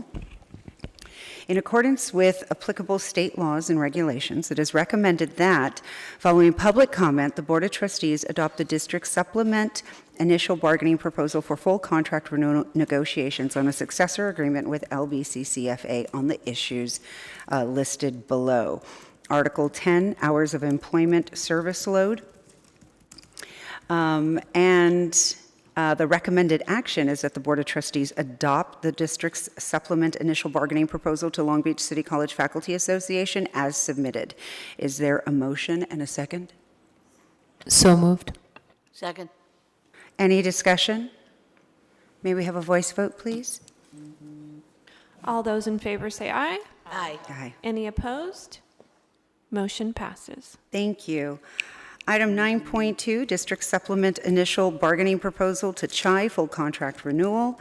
In accordance with applicable state laws and regulations, it is recommended that following public comment, the Board of Trustees adopt the District Supplement Initial Bargaining Proposal for Full Contract Renewal negotiations on a 2023 to 2026 successor agreement with CHI on the issues listed below. Article 7, Hours of Employment Service Load. The recommended action is that the Board of Trustees adopt the district's supplement initial bargaining proposal to certificated hourly instructors as submitted. I need a motion in a second. So moved. Second. Any discussion? See none. May we have a voice vote, please? All those in favor say aye. Aye. Any opposed? Motion passes. Thank you. Item 9.3, revised salary schedule, classifications exempt from the merit system. The summer pool recreation and lesson program has been adversely impacted the last several years due to salaries that have not adjusted for at least a decade, meaning LBCC has struggles to both recruit and retain staff. LBCC currently pays lower than surrounding programs that recruit for lifeguards and swim instructors. The model that is being proposed, one, increases wages to a competitive rate in comparison to the market, and two, uses a sustainable model through a tiered system in that individuals, as they acquire additional experience through our program, will be able to obtain step wage increases. This helps with both recruitment and retention and overall program growth and investment. The recommended action is that the Board of Trustees approve the revised exempt salary schedule effective February 23rd, 2023 as submitted. Is there a motion and a second? Vice President Malauulu, motion. Is there a second? Second. That is Trustee Zia. Any discussion? Hear none. May we have a voice vote, Board Secretary Reese? All those in favor say aye. Aye. Aye. Aye. Any opposed? Motion passes. Thank you. Item 9.4 is the employment contract. The following employment contracts provide employees with a term of employment and annual salary along with health and welfare benefits and life insurance. Name Nina Richardson, position Interim Director of International Studies, term 2/27/2023 to 2/27/2024, salary $115,986. The recommended action is that the Board of Trustees approve, ratify the employment contracts as submitted. Is there a motion and a second? Is there a motion? So moved. Is there a second? Second. Is there any discussion? See none. May we have a voice vote, please? All those in favor say aye. Aye. Aye. Any opposed? Motion passes. Thank you. Item 10.1, there are no items. 11.1, Academic Affairs. New and/or revised Board Policy and Administrative Procedure, Chapter 4, Academic Affairs, Board Policy 4008, 4030, 4035, 4232, 4500, is a second reading. And Administrative Procedure 4008, 4030, 4035, 4232, 4500 is informational. So the recommended action, I apologize. The following revised policies were submitted for first reading at the Board of Trustees meeting on January 25th, 2023, and is now presented for approval. The changes are being recommended as a result of our ongoing review to ensure compliance with legal code and align with current practice. And And so I will read off these board policies. BP 4008, materials produced by faculty and staff. AP 4008, materials produced by faculty and staff. BP 4030, academic freedom. AP 4030, academic freedom. BP 4035, academic honesty. AP 4035, academic honesty. BP 4232, pass, no pass. AP 4232, pass, no pass. BP 4500, student news media. AP 4500, student news media. The recommendation is that the Board of Trustees approve and adopt the revised board policy, Chapter 4 Academic Affairs, Board Policy 4008, 4030, 4035, 4232, and 4500, second reading. Is there a motion and a second? So moved. Second. Great. Any discussion? Hear none. Can we have a voice vote, please? And I will take a roll call vote in Oh, this yes, instance. I didn't see that she was And then, absent. was it Mala'ulu who said the motion? Yes. Yes, okay, thank you. And so, yes, a roll call vote. Thank you. Student trustee Hernandez? Aye. Virginia Baxter? Aye. Herlinda Chico? Aye. Vivian Mala'ulu? Aye. Uduak-Joe Ntuk? Aye. Sunny Zia? Motion passes. Thank you. We will move on to item 12.1, resolution, non-resident tuition fees for 2023-2024. The following table compares the 2022-2023 fees with the new proposed 2023-2024 fees. These proposed fees are competitive with neighboring districts' fees. So the non-resident international tuition fees for 2022-2023 are $269 a unit.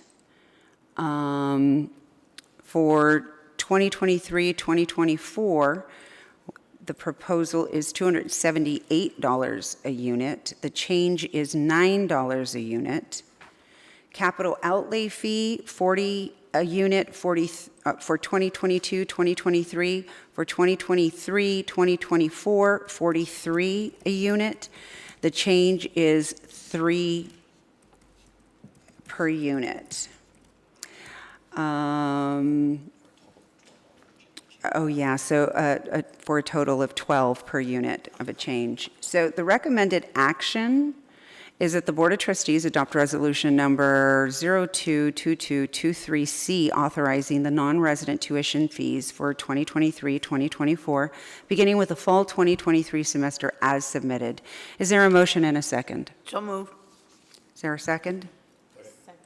That was trustee Ntuk as a second. Any discussion? Hear none, and trustee Zia is back. Is back? And so we will take a voice vote. All those in favor say aye. Aye. Any opposed? Motion passes. Thank you. Item 12.2, 2022-2023 mid-year budget performance report.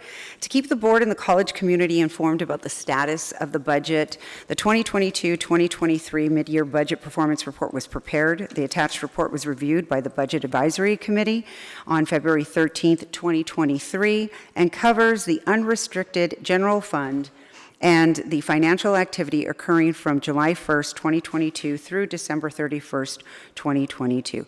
This is for information only.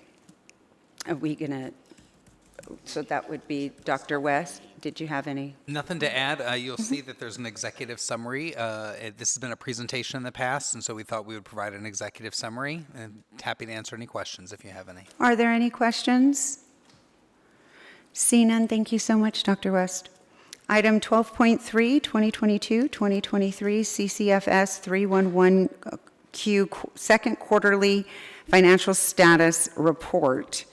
The recommended action is that the Board of Trustees approve the 2022-2023 second quarterly financial status report for the Long Beach Community College District and authorize transmittal of the report to the California Community College's Chancellor's Office as submitted.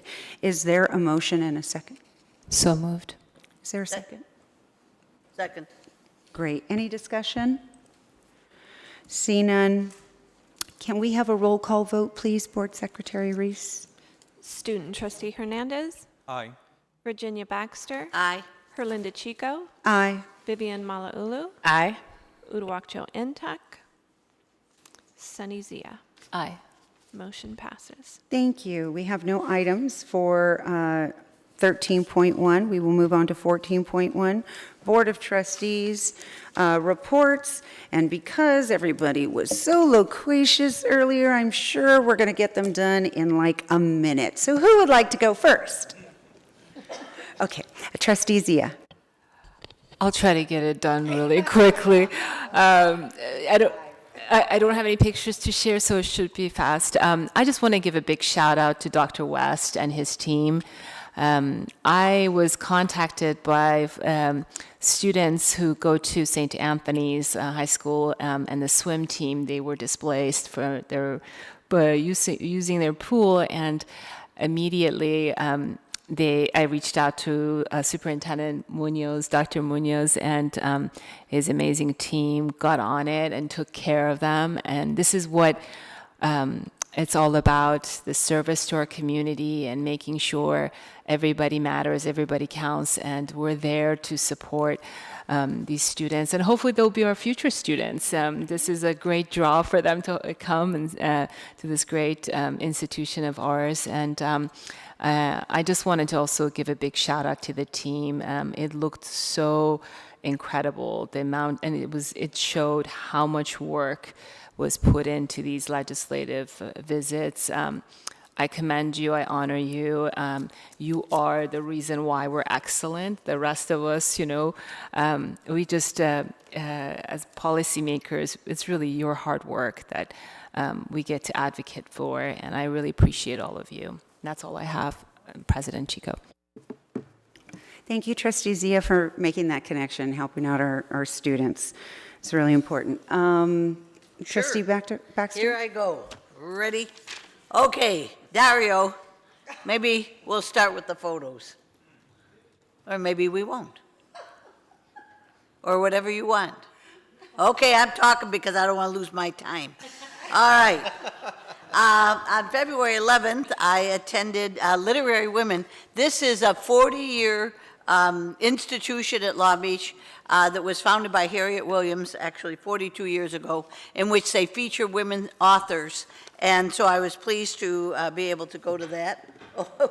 Just to take one glance at that. No, I'm not going to. Then I also went to the, Dario, are you really not going to put the pictures up? I sent them to you. Okay, well, don't worry. It's fine. And I sent them yesterday so I wouldn't get in trouble. That might have been the problem, because I usually send them last minute. Then I attended the Qingdao Sister Cities program Saturday night here on campus. And you don't know this, but I represented all of you because they asked me to welcome, because I was the only trustee there. And I think it was an oversight that we weren't invited. And I understand why we weren't invited. I happen to know the president of Sister Cities, and that was Susan Redfield, and so I got an invitation from her. But anyway, I sat at I paid for my own, you did too? That's my constituent. Yeah, I know. Well, what can I say? Anyway, I sat at the Port of Long Beach table, but I let them know I bought my own ticket because I didn't want them to think I was mooching off of them. Anyway, it was excellent. It was in the Nordic Lounge, very, very well attended, probably twice as many people as in previous years, and so it was excellent. I also attended the public safety luncheon put on by the Long Beach Chamber of Commerce. That was on January 31st, and that was very, very well done. And then I attended the FDIP mentor, I can't even read my own hand. What are they called? Intern mixer. Unfortunately, I left before I had to do the listening session, and but I was very impressed with Dr. Alina Young and what she was doing, and in particular, one of the people there, he was the mentee of Patrick Sheng, is Victor Ochoa, and Victor was a student here, and he was transferred to the Berklee College of Music in Boston, which is a big deal and very highly regarded. Okay, then I also went to the Andy Street Community Association Forging the Future, which honored Long Beach City College and, of course, our Mayor Rex Richardson. Very, very nice.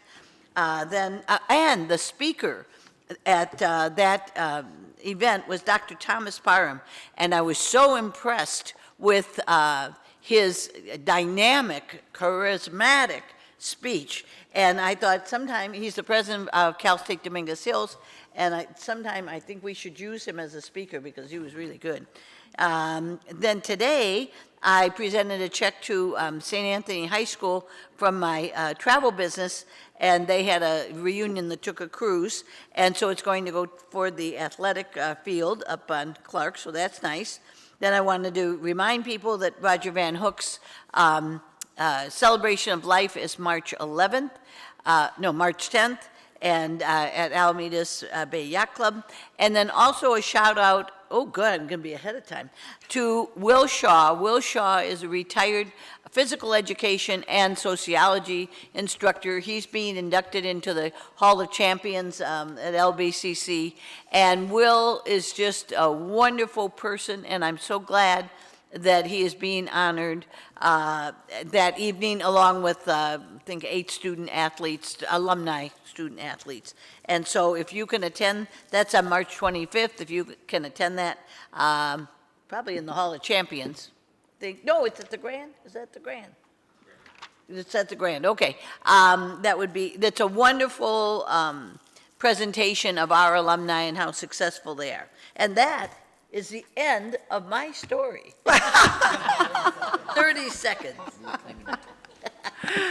You were fantastic, Dr. Baxter. Thank you so much for that. Can I just say one more thing? They asked me, and I know I can't imagine this happened, but Rotary asked me if I would be the MC for their talent show. Oh. And asked me if I ever did that, because I'm so funny. And I said, well, unfortunately, I won't be in town, but so it's their loss. What can I Well, say? look at your star, too. We have all these stars on the board. Who else would like to deliver a report? Trustee Ntuk, thank you. I'll try to take 5 minutes or less. I just want to wish everybody happy Black History Month. It was a really nice series of events, and want to recognize Dr. Kirkwood, the organizing committee, the Black Faculty and Staff Association. I too was not originally planning to go to the kickoff, but made it to the kickoff event. And I wasn't planning to talk, but I got a chance to talk. And it's always just good to be together in person. And I agree, I think it was the biggest event that I've been to during the day, out in front of still the admissions building over there, and being able to talk to people, food, resource fair, just a really nice networking opportunity, and to catch up and see people in real life. But also, just recognizing all of our great alumni out there, our student resources, connecting people together. It really was a great event. I'm looking forward to, I think there's a labor panel tomorrow at PCC that looks really great. I wanted to note that I did attend the Chancellor's Office trustee welcome event. I was going and I thought they were going to announce a new chancellor, but they did not.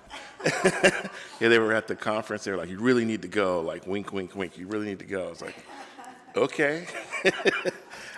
It was a good event still. There was about 40 trustees from around the state, about 75 people in Sacramento for the day.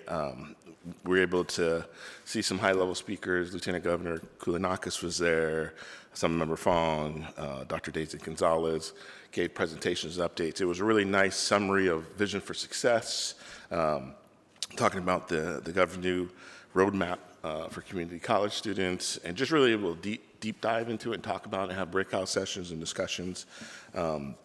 One item I wanted to note for my colleagues, they did have someone from the Aspen Institute, their college excellence program, which Dr. Munoz is a graduate of the President's program, but they shared during the pandemic, they piloted in California a trustee program. And so it's the Aspen Institute College Excellence Program, CEP, but it was a framework for trustee excellence. And part of it, and I'll send around They showed us like a toolkit, PDFs and background documents, which I'll send to my colleagues. They do offer, they have an Aspen version of the board assessment. We've been doing that the last couple of years, and they can customize it. They can do the trainings on campus. So if something that was professional development we all wanted to do together, it's an opportunity. And I guess we're one of 5 states that Aspen Institute partners with across the country. So it's a unique opportunity. So just wanted to flag that for everybody. And it was, again, just a lot of great information. And I think they sent out the PowerPoints from all the, I'll be able to share that with everybody. But that was a really nice event. I do hear tomorrow at the Board of Governors meeting, they are going to announce who the new chancellor is. So, I don't know if it's going to be on YouTube or people will be tweeting about it, but just heads up on that. I want to follow up and thank the Treasurer's Office. Ran into Ms. Paluto, who is the Regional External Affairs Manager for Treasurer Fiona Ma. And it was a great opportunity. They created a program this fiscal year where all students got 529 college savings account for all newborns and K-12 students who are on free and reduced lunch got at least $500. But most students don't know they have it. And this is the first year the 18-year-olds are going to college. And so we were able to connect and have a meeting with Dr. Corral and his team. They were able to pull how many Long Beach City College students have accounts. And some have access and some have not, but it's a metric we're able to go forth. If a student was former foster care, they get an extra $500. If they were, what was the other one? Homeless was $500, and then free and reduced lunch. So it could be up to $1,500 before interest, depending how long it's been there. But it's newly established in this state budget cycle, and it's a big push to let students know. We are reaching out to Long Beach Unified to let them know, but it's called Cal Kids. If you know anybody, kind of school age to 18, 19, they're eligible, and we'll be doing more outreach, and we're going to coordinate a training for our counselors and folks on campus to be aware of that. And then in closing, the Long Beach Library Foundation, which we support, I was selected as the Reader of the Month. So The Sum of Us, The Cost of Racism by Heather McGee is the book of the month. And so if there's a copy in the downtown Long Beach Library if you want to borrow it. I have a copy if you want to borrow it. But just thanks again to the Long Beach Library Foundation for the recognition this month. Thank you, Trustee Ntuk, especially for, I know, going up and participating in a lot of these things on your own and really wanting to get some of this extra training and being visible, and that's very valuable information, so thank you. Vice President Malauulu. Thank you. Welcome to spring semester 2023, everyone. Happy Black Heritage History Month to all of you as we prepare for Women's History Month coming up in just a few days. Exciting times for the district. After our January 25th meeting, that following morning, I attended the Board of Governors breakfast. It was really nice to be in the same space with the foundation and its leadership, and I got to learn about a program that I didn't even know they had, which was their Governor's Leadership Program, which I thought was fantastic. And it was even more fantastic because it was developed by one of our LBCC alumni. So I thought that was just wow. And this young lady is going to go places. I can see it already.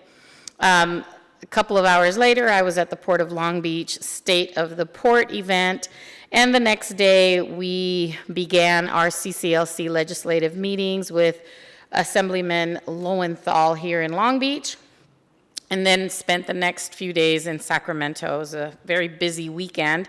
One thing I would like to note is that on one of those evenings, the Chancellor's Office and CCLC together hosted a retirement reception for Dale Shimasaki, and I wanted to express gratitude on behalf of LBCC for the many years of service.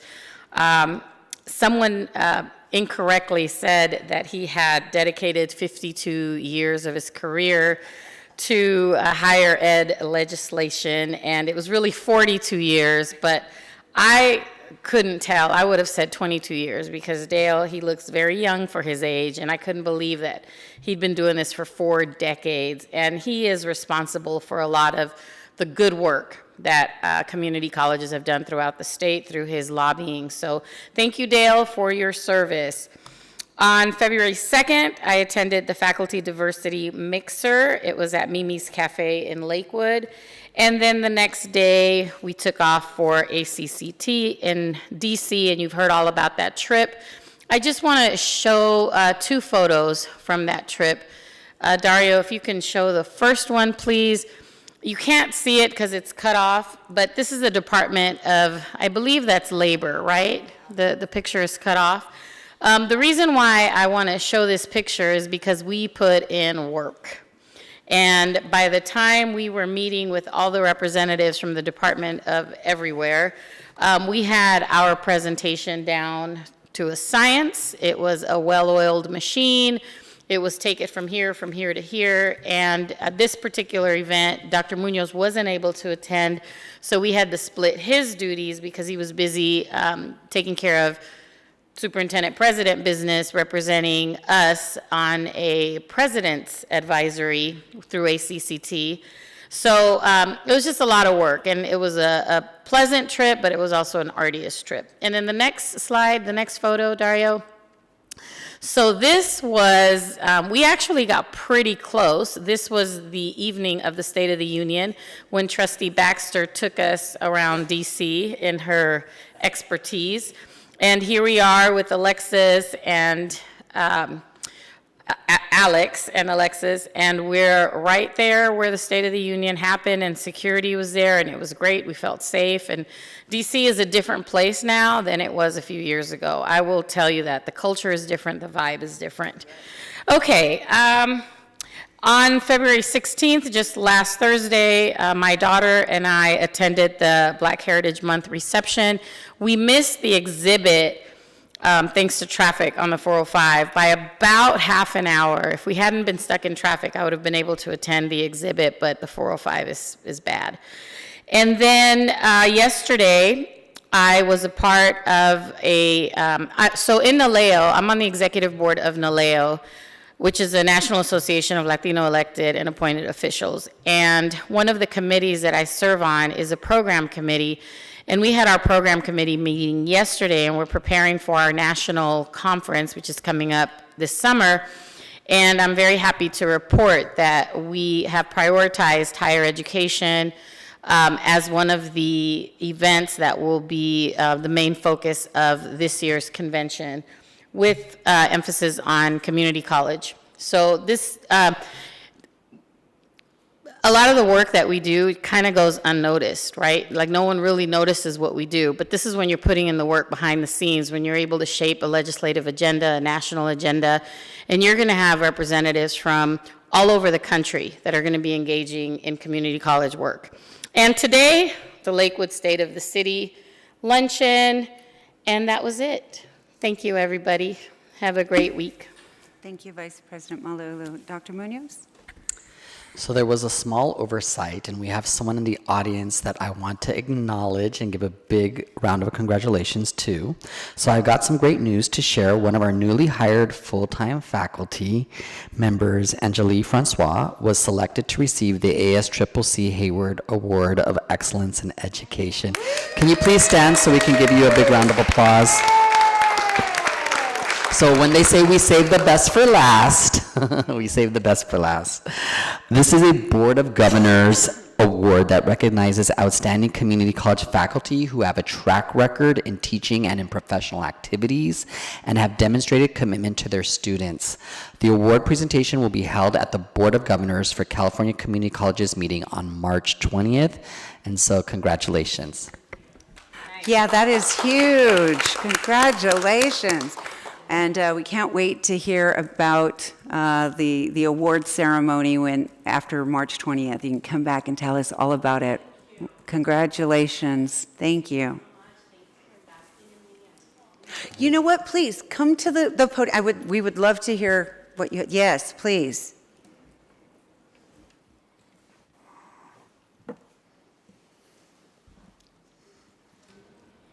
Hello again, my name is Anjali Francois. I teach in the English department. And I also work with our Emoja program. And this is, I got hired my first year here. So, I mean, not my first year as a full-time, but I actually started in the Faculty Diversity Internship Program. So I got to see it come full circle. And to, win that award, I'm humbled by it, but I'm inspired for our students, and I'm just going to keep going. So thank you so much for highlighting that. Thank you. You're amazing. Thank you so much. Thank you for waiting all this time. Thank you for waiting.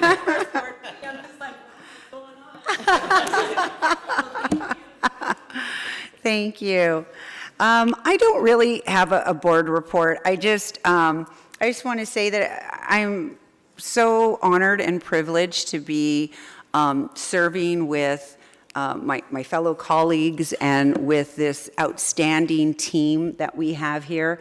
It's clear wherever we go that we're doing things differently. We're looking at education from an equity lens.